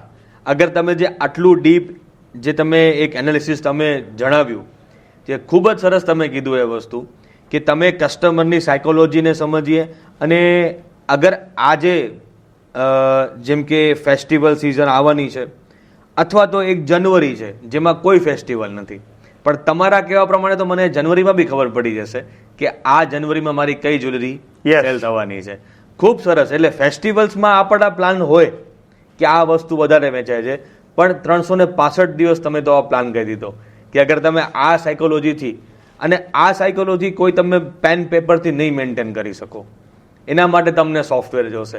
એટલે તમે બહુ સરસ કીધું કે આ હવે 2026ની અંદર અગર આ લોકલ જ્વેલર્સને આ રીતથી અને બિઝનેસનો ગ્રોથ કરવો છે તો એમને એક ટૂલ એટલે કે સોફ્ટવેર કમ્પલસરી છે. જોશે. રાઈટ, જેમ કે તમે અગાઉ બી મને પૂછ્યું કે માઇન્ડસેટ, રાઈટ, બીજું પૂછ્યું કે મિસ્ટેક્સ, ત્રીજું તમે મને કીધું ગ્રોથ કરવા માટેના ટૂલ્સ કે ટેકનિક્સ કે પોઈન્ટ્સ. રાઈટ. આ બધા પોઈન્ટની અંદરમાં હું એક સુંદર વાત કરીશ. તમારી પાસે 1440 મિનિટ 24 કલાકની મર્યાદા છે, અને એની અંદરમાં તમે તમારા ફિઝિકલ બોડીથી એક મર્યાદિત સમય સુધી કામ કરી શકશો. રાઈટ. હવે એ મર્યાદાની અંદરમાં તમારી પાસે કામ વધે છે તો તમે એક એમ્પ્લોય હાયર કરો છો અને એને એક સેલેરી આપો છો. રાઈટ. એ જે સેલેરી આપો છો એ તમારા કલાકો વધારે છે, મતલબ કે તમારી વર્કિંગ આર્સ એફિશિયન્સીમાં વધારો આપે છે. હવે એ છે ને તમારી સામે જીવતો જાગતો વ્યક્તિ છે, હલનચલન કરતો વ્યક્તિ છે, અને વારંવાર તમને દેખાઈ રહ્યો છે કે કામ કરી રહ્યો છે, એટલે તમને એનું સેટિસ્ફેક્શન છે.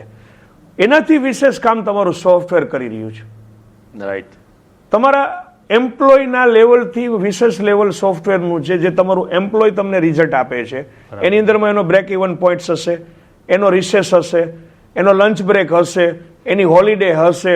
આ બધું તમારે ફેસ કરવું પડશે. જ્યારે તમારું સોફ્ટવેર તમને રિઝલ્ટ ઓરિએન્ટેડ વર્કની અંદરમાં, સિસ્ટમની અંદરમાં 100% 24 અવર્સ અટેન્શન સાથે તમારી પાસે હાજર છે, તો તમારે એને એક પગાર આપવો જોઈએ કે ના આપવો જોઈએ, પણ એના માટે તમે અચકાશો.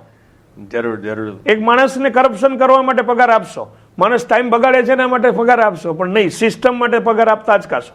સાહેબ, તમે વેલ્યુ કરતા શીખો કે એ તમારી સામે નથી દેખાતો, તમારી સામે પ્રગટ નથી થયેલો, એની ફિઝિકલ હલચલ નથી, પણ ડિજિટલી તમને કેટલું બધું કેલ્ક્યુલેશન કરીને આપી શકે છે, કેટલું તમારું ફ્યુચર ક્રિએટ કરે છે, તમારું વિઝન ક્રિએટ કરે છે, તમારું ઇન્વેસ્ટમેન્ટ બચાવે છે, તમારો કોસ્ટ બચાવે છે, માત્ર એક બટન દબાવવાથી. એ તમારો એમ્પ્લોય છે, પણ એ ડિજિટલ એમ્પ્લોય છે. તો હું એવું કહીશ કોઈ પણ બિઝનેસને ગ્રોથ કરવા માટે સોફ્ટવેર મસ્ટ બી રિક્વાયર્ડ. કોઈ બી બિઝનેસ હોય, આજે સિમ્પલ તમે એક બાર્બરને ત્યાં હેર કટિંગ માટે બી જાઓ છો ને તો બી કોમ્પ્યુટરમાં અપોઇન્ટમેન્ટથી શરૂ કરે છે અને રિમાઇન્ડર સેટ કરે છે કે આ ભાઈ 30 દિવસે હેર કટ કરવા આવશે. તો ફરીને 30 દિવસે તમારા વોટ્સઅપમાં એક મેસેજ સિસ્ટમ સોફ્ટવેર આપે છે કે સાહેબ હવે હેર કટ તમારે કરવાનો સમય આવી ગયો છે, કઈ દિવસે આવવાના છે. એ રિમાઇન્ડર મને યાદ કરાવે છે કે મારે સમયસર મારું ગ્રુમિંગ સેટ કરવું જોઈએ. એ જ સોફ્ટવેરનું કામ છે. ખૂબ સરસ, ખૂબ સરસ. તમે જે એક્ઝામ્પલ આપ્યું છે એ ખરેખર દરેક જ્વેલર્સ માટે ખૂબ કામનું છે કે અગર આ ટૂલથી તમે યુઝ કરશો તો તમે જરૂરથી હવે જે આપણે ડર છે એ ડર હવે નીકળી જશે. રાઈટ.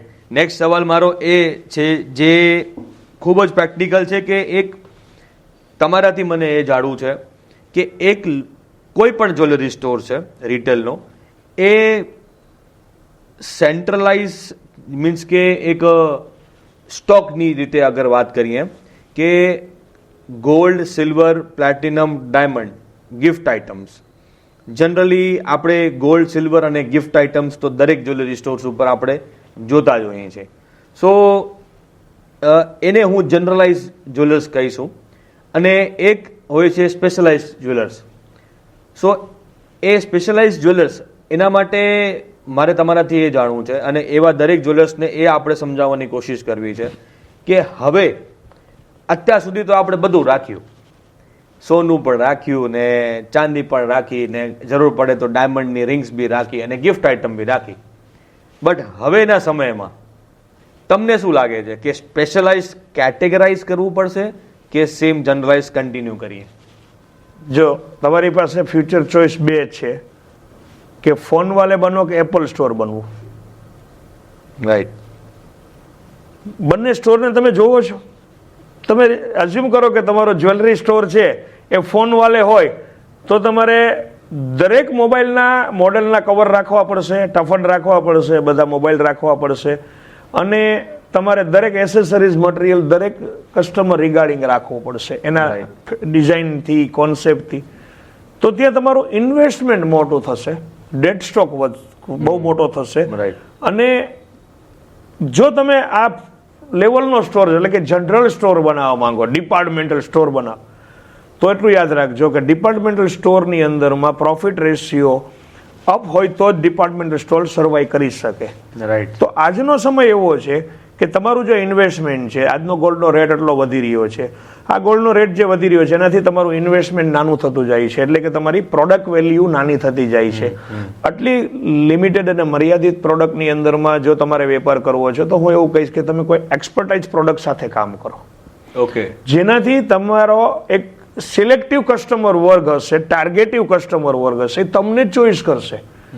જ્યારે કોઈ સિલેક્ટિવ કસ્ટમર તમારી પાસે આવે છે અથવા તો તમારો ટાર્ગેટ ઓડિયન્સ તમે જે નક્કી કર્યો છે એ સિલેક્ટિવ પ્રોડક્ટ્સ માટે આવે છે, ત્યારે એને મોટો બેનિફિટ એક્સપર્ટ જ્વેલર્સમાં એ મળશે કે એને એક જ વેરાયટીઝ કે એક જ રેન્જની પ્રોડક્ટની અંદરમાં વાઇડ રેન્જ મળશે, સિલેક્શનના ઓપ્શન મળશે. ફોન વાલેની અંદરમાં કોઈ એક વ્યક્તિ મોબાઈલના સેમસંગના મોડેલ રાખે છે તો મર્યાદા છે, પણ આઈફોનમાં જશો તો આઈફોન પાસે બધી જ વેરાયટી મળશે, આઈફોનની બધી જ એસેસરી પણ આઈફોનની જશે, આઈફોનની જશે. તો એનો નેચર ઓફ માઇન્ડ જે છે એ વન ડિરેક્શન સિલેક્શનનો છે. બરાબર છે. અને વન ડિરેક્શન સિલેક્શનમાં જ્યારે કસ્ટમર આવે છે ને ત્યારે easily cross selling, up selling બહુ સરળતાથી થાય છે. કારણ કે જ્યારે કોઈ એક મુદ્દો લેવા માટે આવ્યો છે કે એક્ઝામ્પલ હું તમને કહું, તમે જ્યારે પ્લેટિનમ જ વેચો છો તો પ્લેટિનમની જ વસ્તુ લેશે તો પ્લેટિનમની પેન્ડન્ટ સાથે રિંગ લઈ શકે, બુટી લઈ શકે, ચેન લઈ શકે અને એના મેચિંગ ડિઝાઇનિંગ ના પેલા કોન્સેપ્ટ જોવાની જરૂર નથી. બરાબર છે. એ તમારી સાથે ઇઝી કન્વર્ટ થશે. એની ફર્સ્ટ ચોઇસ પછીના જે અપસેલિંગ ને ક્રોસ સેલિંગ છે એ તમને બહુ ઇઝી સપોર્ટ કરશે. તો અહીંયા આગળ હું એવું કહીશ કે તમે તમારા સ્ટોરને મેક્સિમમ મેન્યુ સિલેક્શનમાં ન લઈ જાઓ, લિમિટેડ મેન્યુ સિલેક્શનમાં લઈ જાઓ, જેથી કસ્ટમરની ચોઇસ ઇઝી બને અને તમારા સ્ટોર માટેનો ટાર્ગેટ ઓડિયન્સ પરફેક્ટ બને. બરાબર છે. જેમ આપણે ગ્રોસરી સ્ટોરમાં જોઈએ ને તો જ્યારે શરૂમાં એને ઓપનિંગ કરે ને તો આમ આગળ બધી ઓલી કાચની બરણીઓ રાખી હોય ને એમાં ડ્રાય ફ્રૂટ્સ મૂક્યા હોય, થોડા દિવસ પછી આવે તો કાચની બરણીઓ ગાયબ થઈ ગઈ, ત્યાં બધી ચોકલેટની બરણીઓ પડી હોય. ડિમાન્ડો પૂરી કરવામાં સ્ટોક વધી જાય છે અને જરૂરી પ્રોડક્ટ, પ્રોફિટ આપતી પ્રોડક્ટ અથવા તો એક રિયલ બિઝનેસની પ્રોડક્ટ ત્યાંથી દૂર થઈ જાય છે અને કસ્ટમરની રિક્વાયરમેન્ટને, નીડને સમજવામાં ડેડ સ્ટોક ક્રિએટ થઈ જાય છે, જે એકચ્યુઅલ પ્રોફિટ નથી આપતો, તમારા બિઝનેસની બ્રાન્ડ વેલ્યુ ક્રિએટ નથી કરતો. રાઈટ. તો general business, you have a sufficient finance and investment capacity Right. to have no problem. Right. But આજનો સમય એવો કહી છે કે તમે એક્સપર્ટ બનો, જેની અંદરમાં તમારું કલેક્શન જીતશે, તમારી સ્પેશિયાલિટી જીતશે, Right. તમારી પ્રોડક્ટની એક વેલ્યુ બનાવીને, પ્રોડક્ટનું કલેક્શન બનાવીને પ્રોડક્ટમાં એક્સપર્ટ બનો. જો ડાયમંડ સ્ટોર બનાવો છો તો ડાયમંડ, લેબ ગ્રોનમાં જાઓ છો તો લેબ ગ્રોન, તમે સિલ્વરમાં જાઓ છો તો સ્પેશિયલ સિલ્વર, ગોલ્ડમાં જાઓ છો તો ગોલ્ડની સાથે ગોલ્ડના રિલેટેડ એસેસરીઝ સાથેની કોઈ પ્રોડક્ટ રાખો છો, ધેટ્સ ઓકે. બટ તમે જે રેન્જ બનાવો છો એ રેન્જનો એક કોમ્પેક્ટ બ્રેકેટ બનાવો ઓકે. કે તમારે ત્યાં લોકોની અંદરમાં એક ઇમ્પ્રેશન ક્રિએટ થવી જોઈએ કે તમે આ બ્રેકેટની જ જ્વેલરી વેચો છો. બરાબર છે. એટલે કે આપણે ગ્રામ્સના સેગમેન્ટ બધા સેગમેન્ટ, અથવા કલેક્શનના સેગમેન્ટ છે, ગ્રામના સેગમેન્ટ છે, બજેટના સેગમેન્ટ છે. રાઈટ. તો શું થશે કે હું ફર્સ્ટ સ્ટેપ ઇન ચોઇસ તમારી કરીશ. શું કામ? મારા બજેટની, મારી રિક્વાયરમેન્ટની પ્રોડક્ટ અહીંયા મને અવશ્ય મળશે, જે વિશ્વાસ છે. બરાબર છે. રાઈટ. ખૂબ સરસ તમે કીધું. એટલે તમારે સ્પેશિયલાઇઝ થવાનું છે. સ્પેશિયલાઇઝ હવે થવું જરૂરી છે.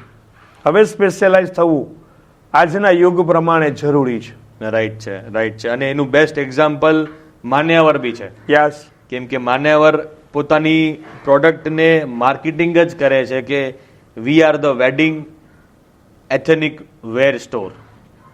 પછી એવું નથી કે તમને એના સિવાય કાંઈ મળતું હોય, પણ કસ્ટમર્સને સ્ટોર્સની અંદર લઈ આવવા માટે એમનો પહેલો માર્કેટિંગ આ જ પોઈન્ટ હોય છે કે અમે, તમારા ફેસ્ટિવલ છે તો તમારે અહીંયા આવવું પડશે. બાકી પછી બધી જ વસ્તુઓ ત્યાં મળે જ છે. એટલે ત્યાં એ માર્કેટથી અલગ એક એથેનિક વેરનો સ્ટોર પોતાની બ્રાન્ડ વેલ્યુ ઊભી કરી દે છે. તમે ખૂબ સરસ કીધું કે આપણે સ્પેશિયલાઇઝ જ્વેલર બનવાનું છે. ખૂબ સરસ. નેક્સ્ટ પોઈન્ટ આપણે કહીએ કે હવે જે માર્કેટિંગ ટૂલ્સની આપણે વાત કરી, જે આપણે પ્રીવિયસલી બધી વાતચીત કરી કે જેમાં સોશિયલ મીડિયા, પોડકાસ્ટ, સોફ્ટવેર, એ બધી જ આપણે વાત કરી. હું થોડીક એવા ટોપિક્સ પર વાત કરવા માંગુ છું તમને કે જે તમે કીધું કે આપણે ઇન્સેન્ટિવ્સ શેર કરીએ, રેફરલ્સ શેર કરીએ. તો હવે જેમ એક બ્રાન્ડ શોરૂમ હોય છે, એ લોકો કોઈ પણ લોકલ સિટીની અંદર જ્યારે સ્ટોર ઓપન કરતા હોય છે, સો સાહેબ તમે તો મેન્ટર છો અને તમે તો એઝ અ કોચ છો જ, તો તમને આઈડિયા હશે કે એ લોકોનું શું એનાલિસિસ હોય છે કે ત્યાંના લોકલ કસ્ટમર્સ અથવા તો એ લોકલ સિટી, કેમ કે એ લોકોનું એનાલિસિસ હશે જ ત્યારે જ એ લોકો સ્ટોર સ્ટાર્ટ કરતા હશે. સો એ લોકો શું એવું ફાઇન્ડ કરે છે એ લોકલ સિટીની અંદર અને પછી પોતાનો સ્ટોર સ્ટાર્ટ કરે છે? એના ઉપર થોડુંક તમે કંઈ એવું સજેશન્સ આપશો જેથી એ લોકલ જ્વેલર્સને બી આઈડિયા આવે કે અમારે બી આ રીતનું એનાલિસિસ કરવું જરૂરી છે. જેમ કે અલગ અલગ સેગમેન્ટના શહેરો હોય છે, 2 ટાયર 3 ટાયર, અલગ અલગ લેવલના ઓડિયન્સ હોય છે, અલગ અલગ લેવલના એરિયા સોસાયટીઝ હોય છે. રાઈટ. દરેકના કોઈ એક નેચર્સ હોય છે. આ નેચરની અંદરમાં કોઈ બી એક બ્રાન્ડ જ્યારે પોતાનો સ્ટોર ડેવલપ કરે છે અથવા તો ત્યાં સ્ટાર્ટઅપ કરે છે અથવા તો નવો સ્ટોર ઓપન કરે છે, તો પહેલું ત્યાંનું સૌથી મહત્વનું એનાલિસિસ છે કે આ એરિયાની અંદરમાં વસિયાત અથવા તો આ શહેરના વસિયાત લોકો જેટલી પબ્લિક છે ઓકે, એ લોકલ છે કે બહારથી આવેલી વસેલી છે. બરાબર. બીજું છે એની ઇન્કમ છે એ આઉટસોર્સિસ છે કે ઇનસોર્સિસ છે. જેમ કે એક એક્ઝામ્પલ ઉપર જઈએ કે લોકોને સમજવું ઈઝી પડે, તો જુનાગઢ છે, તો જુનાગઢ એવું શહેર છે કે જેમાં ઇનસોર્સ આઉટસોર્સ બંને ઇન્કમ છે. જેમ કે ફોરેસ્ટ છે, રાઈટ, તો પશુપાલન છે, બરાબર છે, તો દૂધ, ફોરેસ્ટના ફળ ફ્રૂટ, લાકડું, જે એની પોતાની ઇનસોર્સ છે કે જેમાંથી લોકો જીવી શકે છે. જીવી શકે. બીજું છે ટુરિઝમ છે, બરાબર. તો બહારથી પબ્લિક આવે છે અને પૈસા જુનાગઢને આપીને જાય છે, રાઈટ. તો આઉટસોર્સ છે. તો ત્યાં બંને પ્રકારની ઓડિયન્સ છે, બંને પ્રકારની પબ્લિક છે. જ્યારે બંને પ્રકારની પબ્લિકને ઓડિયન્સ હોય તો તમારું સિલેક્શન ડિફરન્ટ મેટરમાં આવશે કે અરે એ બંનેને તમારે સંતોષ આપવાનો છે. ઓકે. પણ જ્યારે બંને પ્રકારનું ઓડિયન્સ હોય ત્યારે ઇન હાઉસ જે વસ્તી છે, જે લોકો ત્યાં વસી રહ્યા છે, એ ખર્ચ કરવાની અંદરમાં ઉદાર હોય. બરાબર. શું કામે? તો કે એ ઇઝી ખર્ચ એટલે કરી શકે છે કે એને બહારની આવક આવી રહી છે. રાઈટ. જે શહેર એવું છે, જેમ કે તમે બરોડા પકડો તો બરોડાને આઉટસોર્સ ઇન્કમ નથી, ઇનસોર્સ જ ઇન્કમ છે. રાઈટ. લોકો બહારથી આવીને જોબ કરે છે, બરોડાના રૂપિયા બહાર લઈ જાય છે. બરાબર છે. તો આજે બરોડાની પબ્લિક જે હશે એ કેલ્ક્યુલેટિવ પબ્લિક હશે. એમનો ખર્ચ કરતી વખતે બહુ કેલ્ક્યુલેશન ને બજેટને જોશે. આ એક્ઝામ્પલ છે, બરાબર. કોઈ માઇન્ડને નહીં લેતા બરાબર. કે કોઈને એવું થાય કે ભાઈ અમારા શહેરને આવું કીધું આવું જ કીધું, એવું નહીં, પણ એક એનાલિસિસનો મુદ્દો છે. તો જ્યારે કોઈ એક નવો સ્ટોર માર્કેટની અંદરમાં એમનો કોઈ એરિયા ચૂઝ કરે છે, શહેર ચૂઝ કરે છે, ત્યારે એમને એ જોવું જોઈએ કે અહીંની પબ્લિક નેચર શું છે, નોકરિયાત વર્ગ કેટલો છે, બિઝનેસ વર્ગ કેટલો છે, લેબર વર્ગ કેટલો છે, ક્રાફ્ટિંગમેન કેટલા છે, મેન્યુફેક્ચરિંગ કેવું છે, અને એમાં ઇનસોર્સ આઉટસોર્સ કઈ ટાઈપનો બિઝનેસ છે, એ રિલેટેડ જ એ પ્રોડક્ટ જો રાખવામાં આવે, એનું એમ્બિયન્સ બનાવવામાં આવે, એનું માર્કેટિંગ કરવામાં આવે, તો જ એમને એનો મેક્સિમમ બેનિફિટ મળે. બરાબર છે. જ્યારે સ્ટોરની સાઇઝ, સ્ટોક અને એમ્પ્લોય, બરાબર છે. આ ત્રણેયને પણ આ જ આધાર ઉપર ડિસાઇડ કરવામાં આવે કે મારે કેટલી રિક્વાયરમેન્ટ છે. રિગાર્ડિંગ કે આજે માનો કે અમદાવાદ શહેરને જોઈએ તો અમદાવાદનું મધ્ય છે જે કોર અમદાવાદ છે. રાઈટ. પણ અમદાવાદનું જ્યારે ઉત્તર ઉપર જઈએ આપણે તો ઉત્તરનો એરિયા જેટલો છે એ બધો જ એરિયા એવો છે કે જે એક નેચરને ત્યાં આગળ સ્વીકારીને લોકો વસેલા છે. બરાબર. તો ત્યાં આગળ વધારેમાં વધારે એવા લોકો છે કે જેમની પાસે કેપિટલ, મૂડી, ફિનાન્સ, ફંડ હતું, અહીંયા આવીને સેટલ થઈ અને એક સારા લેવલના બિઝનેસમાં ઇન્વેસ્ટ કરીને એનું જીવન ચલાવે છે. રાઈટ. એનું સાઉથ તમે જોશો તો સાઉથની અંદરમાં તમને હંમેશા ઇન્ડસ્ટ્રી જોવા મળે છે, એટલે ઇન્ડસ્ટ્રી જ છે. એવી જ રીતે એનું વેસ્ટ ઝોન જોશો તો એની અંદરમાં લક્ઝરી કલ્ચર છે. તો ઈસ્ટ ઝોનની અંદરમાં જશો તો ક્રાફ્ટમેન, મેન્યુફેક્ચરિંગ છે. તો હવે માનો કે મારે અમદાવાદમાં જ જો 5 સ્ટોર કરવા છે તો હું એક જ નેચરને એક જ કોન્સેપ્ટથી નહીં કરી શકું. જો મારે અમદાવાદના મધ્યમાં જવું છે તો મારે ત્યાંના પબ્લિકને ધ્યાનમાં રાખીને સ્ટોક, એમ્બિયન્સ, અપેરિયન્સ જોવું પડશે ને ક્રિએટ કરવું પડશે. પણ જો હું એમને અપર લેવલમાં લઈ જાઉં છું, એટલે કે નોર્થ સાઈડ લઈ જાઉં છું, તો ત્યાંનું એમ્બિયન્સ, ત્યાંના ઓડિયન્સને હું ટાર્ગેટ કરીશ અને એ રીતે જ હું ક્રિએટ કરીશ. એમની પસંદ. સાઉથ હશે તો સાઉથની પસંદ. રીઝન શું છે કે જે ઓડિયન્સ તમારી પાસે, ટાર્ગેટ ઓડિયન્સ તમે જેને કેપ્ચર કરવા માંગો છો, એમની જરૂરિયાત પેલી 5P માંની પ્લેસ છે. એવા 5P છે જેમાંની પેલી એમનો ટાર્ગેટ તમારી સાથે જોડાવાનો રિલેશન છે એ છે પ્લેસ, તમારું એમ્બિયન્સ અને અપેરિયન્સ. બીજો છે પીપલ, તમારી સર્વિસ કેવી છે, તમારા માણસોને સ્ટાફ કેવો છે, તો તમારું એબી સિલેક્શન એને રિલેટેડ જ કરવું પડશે. રાઈટ. થર્ડ આવશે પ્રોડક્ટ, એને રિલેટેડ તમારે પ્રોડક્ટ, અને એ તમારી પ્રોડક્ટને રિલેટેડ તમારું ઓડિયન્સ. રાઈટ. પછી આવશે તમારી પ્રાઇસ. બરાબર. કે આ 3 ઓપ્શનને પાર કરીને ચોથા ઓપ્શન ઉપર આવશે ત્યારે તમને તમારો ટેગ એને જોવા મળશે. ત્યાં સુધી તો એનો ટેગ જોવા બી નથી મળતો. રાઈટ છે. અને ટેગ જોયા પછી એ પ્રોસ્પેક્ટમાં કન્વર્ટ થશે, એટલે કે આપણો કસ્ટમર પ્રોફિટ બનશે. પ્રોફિટ ક્યારે બનશે કે જ્યારે તમારા આગળના 4P બેલેન્સ્ડ હશે. રાઈટ. હવે બેલેન્સ કરવા માટે તમારે લોકલ લેવલનું એનાલિસિસ કરવું. અમે લોકો છે ને, હસવું આવશે પણ બહુ સરસ કહું કે જ્યારે કોઈ નવા સ્ટોરનું મારા પાસે સ્ટાર્ટઅપ આવે તો અમે લોકો છે ને સોસાયટી સર્વે કરવા નીકળીએ. અચ્છા. તો કોઈનું ઘર ખખડાવીને તો પૂછાતું નથી કે તું ભાઈ કેટલું કમા છો. અમે છે ને બહારના બાલ્કનીના એરિયામાં અથવા તો કોઈ ગ્રાઉન્ડ લેવલના એરિયામાં દોરી ઉપર કપડાં ટીંગાતા હોય ને, જે ધોયેલા, વોશ કરેલા, એને જોઈએ. અંડરગાર્મેન્ટ્સની ઉપર નજર કરીએ કે કેટલા જૂના અંડરગાર્મેન્ટ હજી યુઝ કરે છે, ઘસી નાખ્યા છે, કાણા પડી ગયા છે, તો અહીંયા યલો ગોલ્ડ વેચવાનું. અચ્છા. કારણ કે યુઝર્સ કસ્ટમર છે, એમાં વસૂલ કરવા વાળો છે. બરાબર. પણ એની અંદરમાં તમને બ્રાન્ડેડ બધી વસ્તુઓ દેખાતી હોય, ટોવેલ છે બોમ્બે ડાઇંગ્સના દેખાતા હોય, ફ્રેશ બધું કપડું દેખાતું હોય, તો તે લક્ઝરી સેગમેન્ટ છે. રાઈટ. એ લોકો પ્રોડક્ટ કોન્શિયસ છે. રાઈટ છે. તો અહીંયા આપણને ખ્યાલ આવી જશે કે કસ્ટમર નેચર શું છે. આ તો મેં તમને એક એક્ઝામ્પલ આપ્યું. બરાબર છે. બહુ જાજુ બધું આની અંદરમાં ડીપ એનાલિસિસ હોય છે. Yeah. વ્હીકલ છે, બંગલો સ્ટાઇલ છે, બહુ બધી બાબતો જોવાની હોય છે. અને એ બધી બાબતોને જ્યારે તમે એક વખત પરફેક્ટ જો એનાલિસિસ કરી શકો ને, તો સાહેબ હું એવું કહીશ કે તમારા સ્ટોરમાં ડેડ સ્ટોક ક્રિએટ ન થાય, તમારી 100% પ્રોડક્ટ સેલ થાય, તમારો ટાર્ગેટ ઓડિયન્સ તમારા સ્ટોરને બહુ ઓછા સમયની અંદરમાં તમારી સાથે રિલેશન ક્રિએટ કરીને એક મોટો કસ્ટમર વર્ગ બની જાય.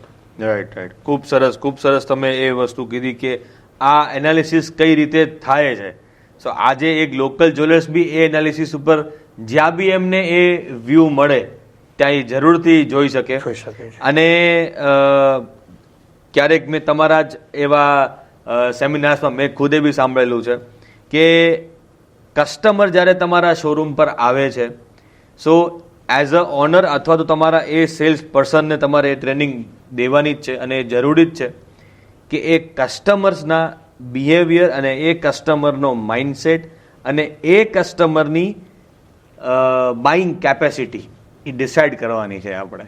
યસ. અને એ બોલીને કે પૂછીને તો થશે નહીં, એ તમારે જોઈને કરવાનું છે. એ તમે બહુ સરસ સમજાવ્યું હતું કે કસ્ટમર એનાલિસિસ અને કસ્ટમરનો બિહેવિયર તમે એને નોટ કરો અને એને એક કેટેગરાઇઝ કરો અને એ જ કસ્ટમરને તમે પુશ કરો માર્કેટિંગ. પરફેક્ટ. કે જે તમારું સેલ્સ છે, પ્રોડક્ટ સેલ્સ છે, એ નેચર ઓફ કસ્ટમર છે. યસ. તો તમારું nature of customer related product presentation અને તમે જો ત્યાં નહીં આપો તો તમારો પ્રોફિટ વેલ્યુ બદલી જશે, ડાઉન થઈ જશે, અથવા તો તમે જે મેળવી શકતા હતા એ ગુમાવશો. એક્ઝામ્પલ હું મારા બહુ બધા સેશનોમાં, સેમિનારોમાં બી આ એક્ઝામ્પલ આપતો હોઉં છું. એમાંનો એક એક્ઝામ્પલ છે કે તમે જો 4 રસ્તા ઉપર બેસીને ડેરી મિલ્ક વેચો છો તો you must required 5 rupees to 100 rupees.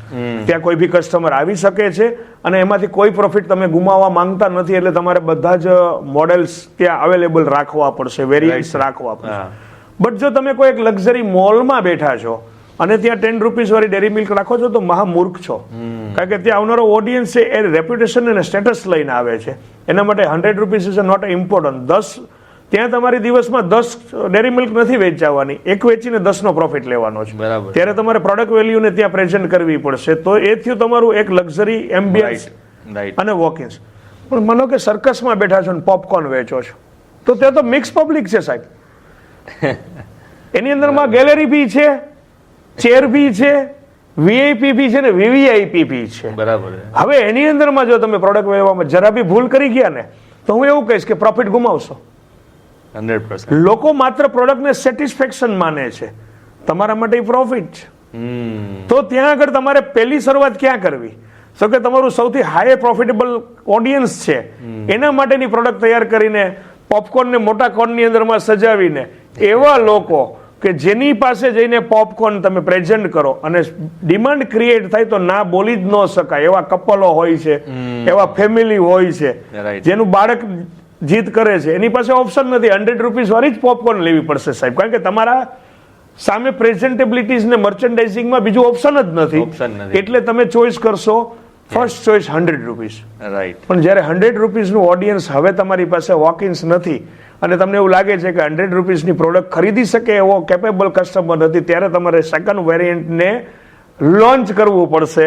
અને એ લોન્ચિંગ જે છે એ 50 રૂપીઝ વાળું હશે, જે વીઆઈપી ચેર સિટિંગમાં બેઠેલા સારા ફેમિલીઓ છે બટ અફોર્ડ કરી શકે છે 50 રૂપિયાની પોપકોર્ન.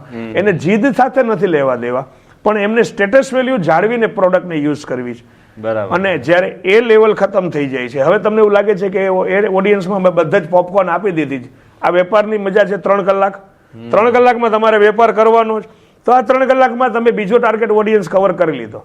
હવે તમારી પાસે ગેલેરી વધી છે. બરાબર. એ ગેલેરીમાં ક્યારે બેઠો હોય? એ પ્રાઇસ કોન્શિયસ છે, પ્રોડક્ટ કોન્શિયસ નથી. એને તો ગમે ત્યાંથી સર્કસ જોવું છે, એને કોઈ ફરક નથી પડતો કે હું કયા લેવલે બેસું ને મારું સ્ટેટસ શું બને. તો એની મતલબ એ છે એમને તમે 10 રૂપિયાની 20 રૂપિયાની પોપકોર્ન કોથળીમાં પેક કરીને આપશો ને પોપકોર્ન કરીને કરશો તો મેક્સિમમ ઓડિયન્સ ટાર્ગેટ થશે. પણ જો તમે એવું ઈચ્છતા હો કે જો આ 100 રૂપિયા વાળું કોન ડેકોરેટિવ પ્રોડક્ટ બનાવીને હું ગેલેરીને વેચું, શક્ય નથી. Wrong analysis. અને જો ભૂલ કરી ગયા એ 20 રૂપિયા વાળી કોથળી લઈને તમે લક્ઝરી ઓડિયન્સમાં આવી ગયા તો કસ્ટમર હેવ સેટિસ્ફેક્શન. 20 રૂપિયામાં સેટિસ્ફાઈડ થઈ જશે, મોઢામાં સ્વાદ આવી ગયો સાહેબ, મજા લઈ લીધી, તમે નફો 80 રૂપિયાનો ગુમાવ્યો. બરાબર છે, તો બરાબર. આ બંને નેચર છે. બહુ સરસ. કયા નેચરથી બિઝનેસ કરવો ને ઇઝ અ વેરી ઇમ્પોર્ટન્ટ છે. મતલબ કે અહીંયા હું એવું કહીશ કે you have must required intelligence skill, કે તમારી અંદર એક એવી ઇન્ટેલિજન્સ સ્કિલ હોવી જોઈએ કે આ ઓડિયન્સની સાથે મારે કઈ પ્રોડક્ટ પ્રેઝન્ટ કરવી. અને એ ઓનર સારી રીતે કરી લે છે કારણ કે એમની પાસે વર્ષોનો અનુભવ બી છે અને રિલેશન છે. સ્ટાફ નથી કરી શકતો. સ્ટાફ ભૂલ કરી જાય છે કે દરેક કસ્ટમરમાં એક સરખી જ પ્રોડક્ટ પ્રેઝન્ટ કરે અથવા તો એક સરખી જ વાત કરે, ત્યારે પ્રોફિટ આપણે ગુમાવીએ છીએ અથવા તો કસ્ટમર નોન કન્વર્ટ થાય છે કારણ કે બંને જગ્યાએ કોઈ કોમ્બિનેશન તમારું મેચ નથી થતું. એવા સમયે તમારે તમારા સ્ટાફને એવી બધી જ ટ્રેનિંગ આપવી જોઈએ કે પહેલા તો કસ્ટમરને જોઈને એ નક્કી કરે કે કયા સેગમેન્ટનું કસ્ટમર છે કે એમને હું કઈ પ્રોડક્ટ બતાવીશ તો મારો બિઝનેસ યોગ્ય પ્રોફિટેબલ થશે અને એમનું સિલેક્શન પરફેક્ટ બનશે. રાઈટ છે, રાઈટ છે. ખૂબ સરસ તમે એ વાત કરી. નેક્સ્ટ હું તમને આપણે પ્રશ્ન ઉપર આવીએ કે જે આ પોડકાસ્ટ એઝ અ કસ્ટમર જોઈ રહ્યા છે કે જ્વેલરી બિઝનેસની એમને વારંવાર ઇન્વેસ્ટમેન્ટ કરતા હોય છે, પોતાના માટે બી લેતા હોય છે અને એક ગોલ્ડ એક કહેવાય ને કે ગોડ્સ મની બી કહેવાય અને એક સેફ હેવન બી કહેવાય. સો એવા કસ્ટમર્સ માટે આપણે તમારો શું મેસેજ છે કે એક લોકલ જ્વેલર્સ અને એક બ્રાન્ડ સ્ટોર, શું હવે એવો કોઈ તફાવત રહ્યો છે? એ કસ્ટમરને તમારા તરફથી એક મેસેજ આપણે આપી શકીએ તો. જો આમ કહીએ તો લોકલ જ્વેલર્સ હું હંમેશા લોકોને સજેસ્ટ કરું છું, કસ્ટમર તરીકે કસ્ટમર જ્વેલરી બાય કરવા માંગે છે તો હું હંમેશા સજેસ્ટ કરું છું કે બાઇંગ તમે લોકલ જ્વેલરથી કરો. ઓકે. લોકલ જ્વેલરથી એટલા માટે કે તમારી સર્વિસ અવેલેબિલિટી ઇઝી છે. જ્યારે બ્રાન્ડ જે છે એ અને લોકલ જ્વેલર વચ્ચેનો એક તફાવત છે, એ તફાવતમાં રિલેશન છે.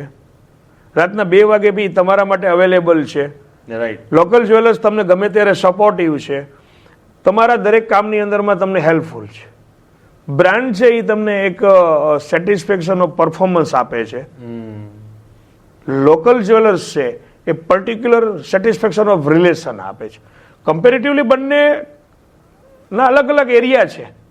બ્રાન્ડ છે એ સ્ટેટસ છે. Yes, yes. બ્રાન્ડની અંદરમાં તમને આજના એક લેવલની જરૂરિયાતો પૂરી થાય છે, બટ બાયર નેચર 3 ટાઈપના છે. રાઈટ. એક કોઈ સ્ટેટસ બાયર છે, એક છે રિક્વાયરમેન્ટ બાયર છે અને એક છે ઇન્વેસ્ટર બાયર છે. તો દરેક જગ્યાએ કંઈ ને કંઈ નેચર લઈને જાય છે. એમાંનો સ્ટેટસ બાયર છે ને એને કાં તો હંમેશા બ્રાન્ડ જ પસંદ કરવી જોઈએ અથવા એ બ્રાન્ડ જ પસંદ કરશે. રિગાર્ડિંગ છે એમને માત્ર જ્વેલરી પરચેસ નથી કરવી, જ્વેલરીની સાથે એક લેબલ પરચેસ કરવું છે કે મેં આ બ્રાન્ડની જ્વેલરી પહેરી છે. તો એના માટે બ્રાન્ડ બનવું બહુ જરૂરી છે. Right, right. કે લક્ઝરી કસ્ટમર જો તમને ચોઈસ કરે એવું તમે ઈચ્છો છો તો તમારી પ્રોડક્ટની પાછળ એક સિક્કો હોવો જોઈએ જે તમારી બ્રાન્ડનો છે. બ્રાન્ડ. ખૂબ સરસ. કે આજે હું બ્લેઝર પહેરીને તમારી સામે બેઠો છું તો blazer is not important, important is a blazer brand, કે મેં કઈ બ્રાન્ડનું બ્લેઝર પહેરેલું. એક્ઝેક્ટલી. તો એ જ વસ્તુ છે તમારી પ્રોડક્ટ સાથે જોડાયેલી તમારી બ્રાન્ડ વેલ્યુ. રાઈટ. પણ જે ઇન્વેસ્ટર છે એને કોઈ બ્રાન્ડ વેલ્યુની નથી પડી, એમને એની રિટર્ન વેલ્યુની પડી છે કે હું આજે ઇન્વેસ્ટ કરું ને કાલે મને વળતરમાં ઓછી નુકસાની કેમ જાય.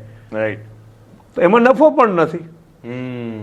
ગોલ્ડમાં નથી. રાઈટ. એમાં નફો બી નથી. બુલિયન લેવા આવશે, લગડી લઈને જશે, લગડી લઈને જશે તો એમાં નફો નથી. ઘરેણામાં નફો છે. યસ. નફો છે તો તમારો રોજી છે તો ગ્રાહક બી સમજે છે કે ભાઈ વેપારી કમાશે તો ઘર ચાલશે. એ કોઈ સેવા નથી કરતું. Yes, yes. કોઈ ગ્રાહક એવો નથી કે જે એવું વિચારતો હોય કે તમને નફા વગર ધંધો કરાવવો. એ અંદર અંદર તો સમજે જ છે, હસતા હોય છે કે ભલે ને સસ્તું વેચે પણ કમાય તો છે જ. આ પણ ખબર નથી પડતી ક્યાંથી કમાય છે. તો આ નેચર છે એ બ્રાન્ડ છે. બ્રાન્ડ માટે બ્રાન્ડ વેલ્યુ મહત્વની છે. એની પ્રોડક્ટની એક ઇમ્પોર્ટન્સનેસ કસ્ટમરને ફિલિંગ આપે છે. એમાં એનો બ્રાન્ડ લોગો, બ્રાન્ડ સ્ટીકર, બ્રાન્ડનું જે નામ છે ને એ એડિશનલ છે. એટલે જેને કહેવાય ને કે સોને પે સુહાગા. બરાબર છે. રાઈટ. એ બ્રાન્ડ વેલ્યુથી ક્રિએટ થાય. રાઈટ છે, રાઈટ છે. એટલે કસ્ટમરને બી એ વસ્તુ લોકલ જ્વેલર્સની બી બ્રાન્ડ બનવું પડશે અને કસ્ટમર માટે બી એ ઇમ્પોર્ટન્ટ છે કે એ જ્યારે બી એક લોકલ જ્વેલર્સ પાસેથી કોઈ જ્વેલરી બાય કરે છે તો એ ટ્રસ્ટ બી બાય કરે છે અને એક રિલેશન બી એ લોકલ જ્વેલર્સ એને બિલ્ડઅપ કરે છે એની સાથે. ખૂબ સરસ તમે એ વાત કરી કે એક કસ્ટમરના બેઝથી અને એક લોકલ જ્વેલરના બેઝથી કે તમે આ કયા જર્નીથી અને કઈ રીતે એક લોકલ જ્વેલર્સ છે એ નેક્સ્ટ હવેના 5 વર્ષની અંદર અગર એ આપણે જે ટોપિક્સ પર ડિસ્કશન કર્યું છે કે હવેના અગર આજે 2026થી એક લોકલ જ્વેલર્સ અગર ચાહે આ પોડકાસ્ટના માધ્યમથી તો એ ડિજિટલી નહીં બિઝનેસને ગ્રોથના લેવલ ઉપર લઈ જઈ શકે છે.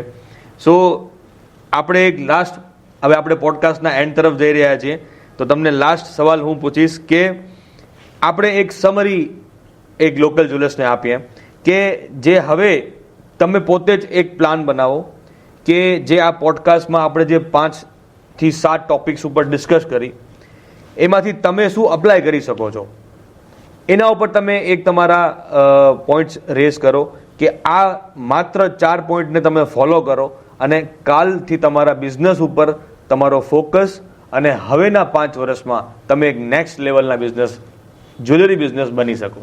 પરફેક્ટ વાત છે. જો પહેલી વસ્તુ કહીશ કે આજનો યુગ જે પરિવર્તન ઈચ્છે છે અને એને તમારે સ્વીકારવું ફરજિયાત છે એના માટેની સૌથી પહેલી શરૂઆત છે તમારા બિઝનેસના તમામ ઓપરેશન્સ પ્રોસેસ જેટલા બી છે કેલ્ક્યુલેટિવ હોવા જોઈએ. એટલે કે તમારા અંધારામાં તીર નહીં. પરફેક્ટ છે થઈ રહ્યું છે થવા દો નહીં. તમારી જાણકારીમાં 100% અને એ પણ પ્લાનિંગ મુજબ હોવું જોઈએ. આ પહેલો મુદ્દો છે કે તમારે ફોલો કરવાનું છે કે તમારી પાસે એક એવી પદ્ધતિ હોય કે જેની અંદરમાં તમારો સ્ટોક, તમારો કસ્ટમર વોકિન્સ, તમારું કન્વર્ઝન, તમારો પ્રોફિટ રેશિયો અને તમારા ખર્ચ બધાનું એક બેલેન્સ તમને રોજના રોજ મળતું હોવું જોઈએ. રાઈટ. તો જ તમે તમારા બિઝનેસની ઉપર એક નજર રાખી શકશો. નજર હટી દુર્ઘટના ઘટી એવું બહુ બધી જગ્યાએ વાંચેલું છે આપણે. તો એનો પહેલો અમલ કરવાનો છે કે બધું નજરમાં રાખવું. પરફેક્ટ. ફિઝિકલ ઇન્વોલ્વમેન્ટ નહીં, વિઝિબિલિટીથી ઇન્વોલ્વમેન્ટ આપો કે તમારું ઓબ્ઝર્વેશન છે તમારો બિઝનેસ કઈ દિશા તરફ જઈ રહ્યો. રાઈટ. બીજું છે 100% you have must required social media digitalisation marketing platform. Right.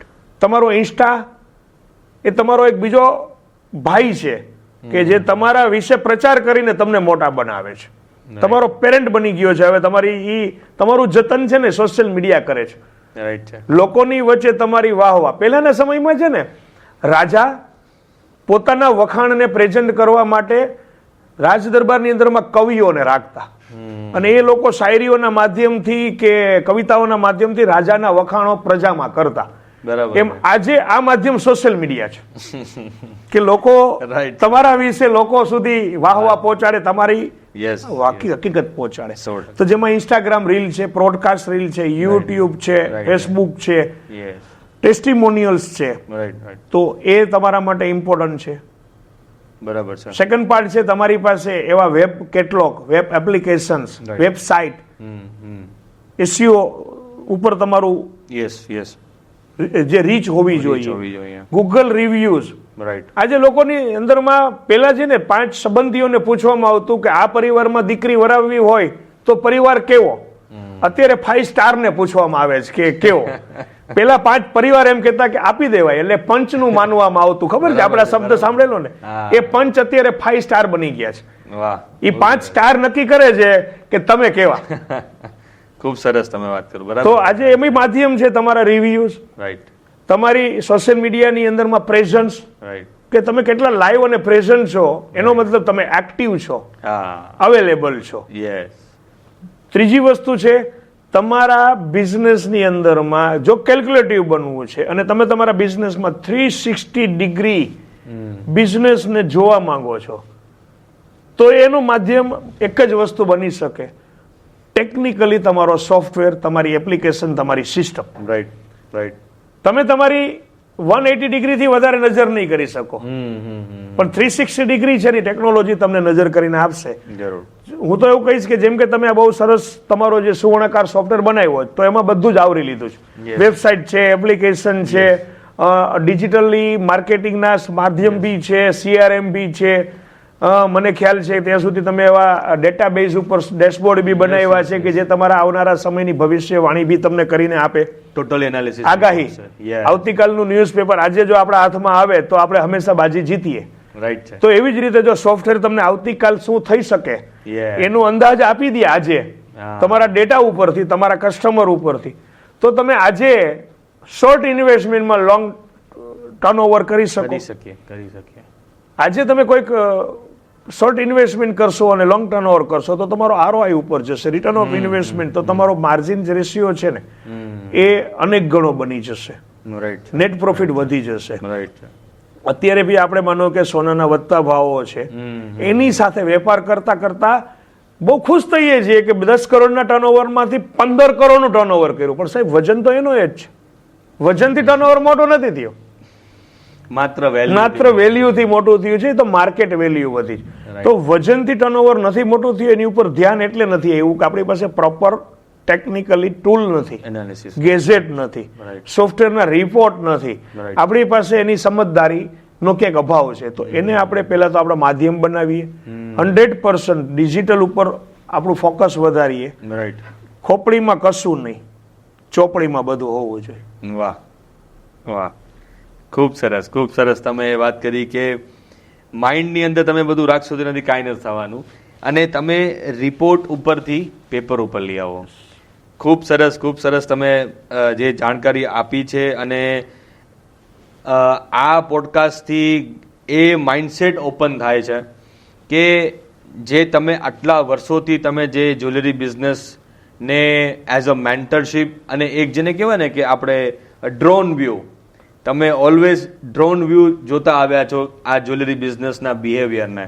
અને આજે જ્યારે તમે આ પોડકાસ્ટથી અમારી સાથે તમે અમારો સમય આપ્યો અને આટલી સરસ મજાની જે તમે વાત કરી છે, હું જરૂરથી તમને કહીશ કે એક નવી જનરેશન અને એક એવા પેરેન્ટ્સ, એ બંને આ પોડકાસ્ટથી જરૂર સાંભળશે અને એમનાથી એ પોતાના બિઝનેસમાં આવતીકાલથી આ વસ્તુને અપ્લાય કરવાનું સ્ટાર્ટ જરૂર કરશે. તમારો કોઈ એવો મેસેજ હોય તો તમે જરૂર પ્લીઝ શેર કરો. ચોક્કસથી હું આની અંદરમાં થોડું ટૂંકાણથી કહીશ.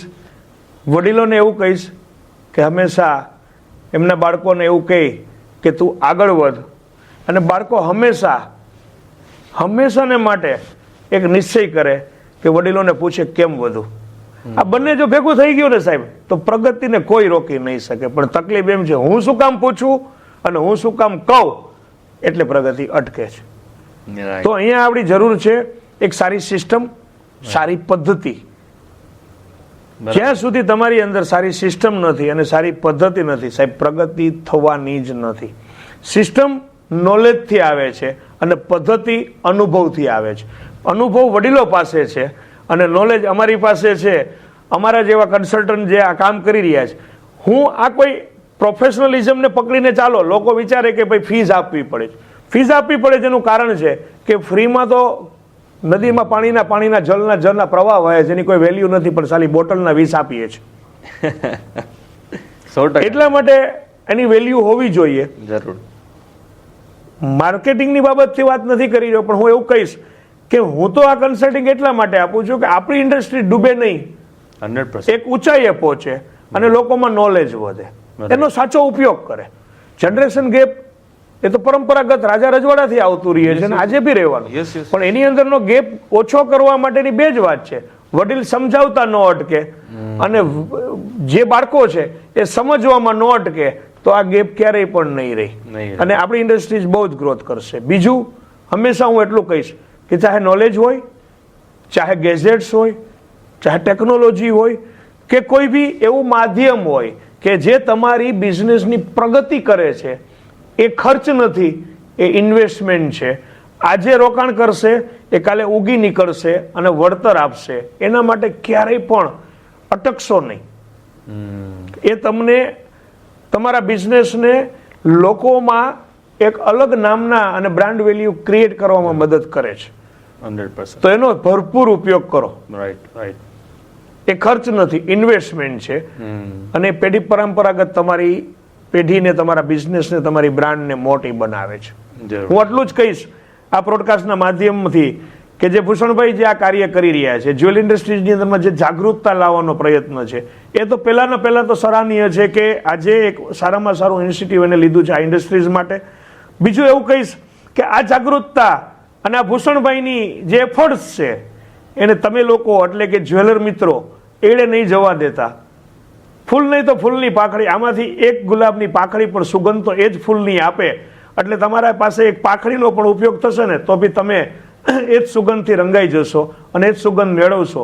એટલે આમાંથી જે સમયે તમને લોકોને શીખવા મળે છે એમાં હું એવી ભૂષણભાઈ વતી રિક્વેસ્ટ કરી કે નહીં તો નહીં, કાંઈ નહીં, પણ જો એક પાખડી પણ તમને આવી ગઈ ને તો સુગંધ તો સાલી ગુલાબની જ તમને મળવાની છે.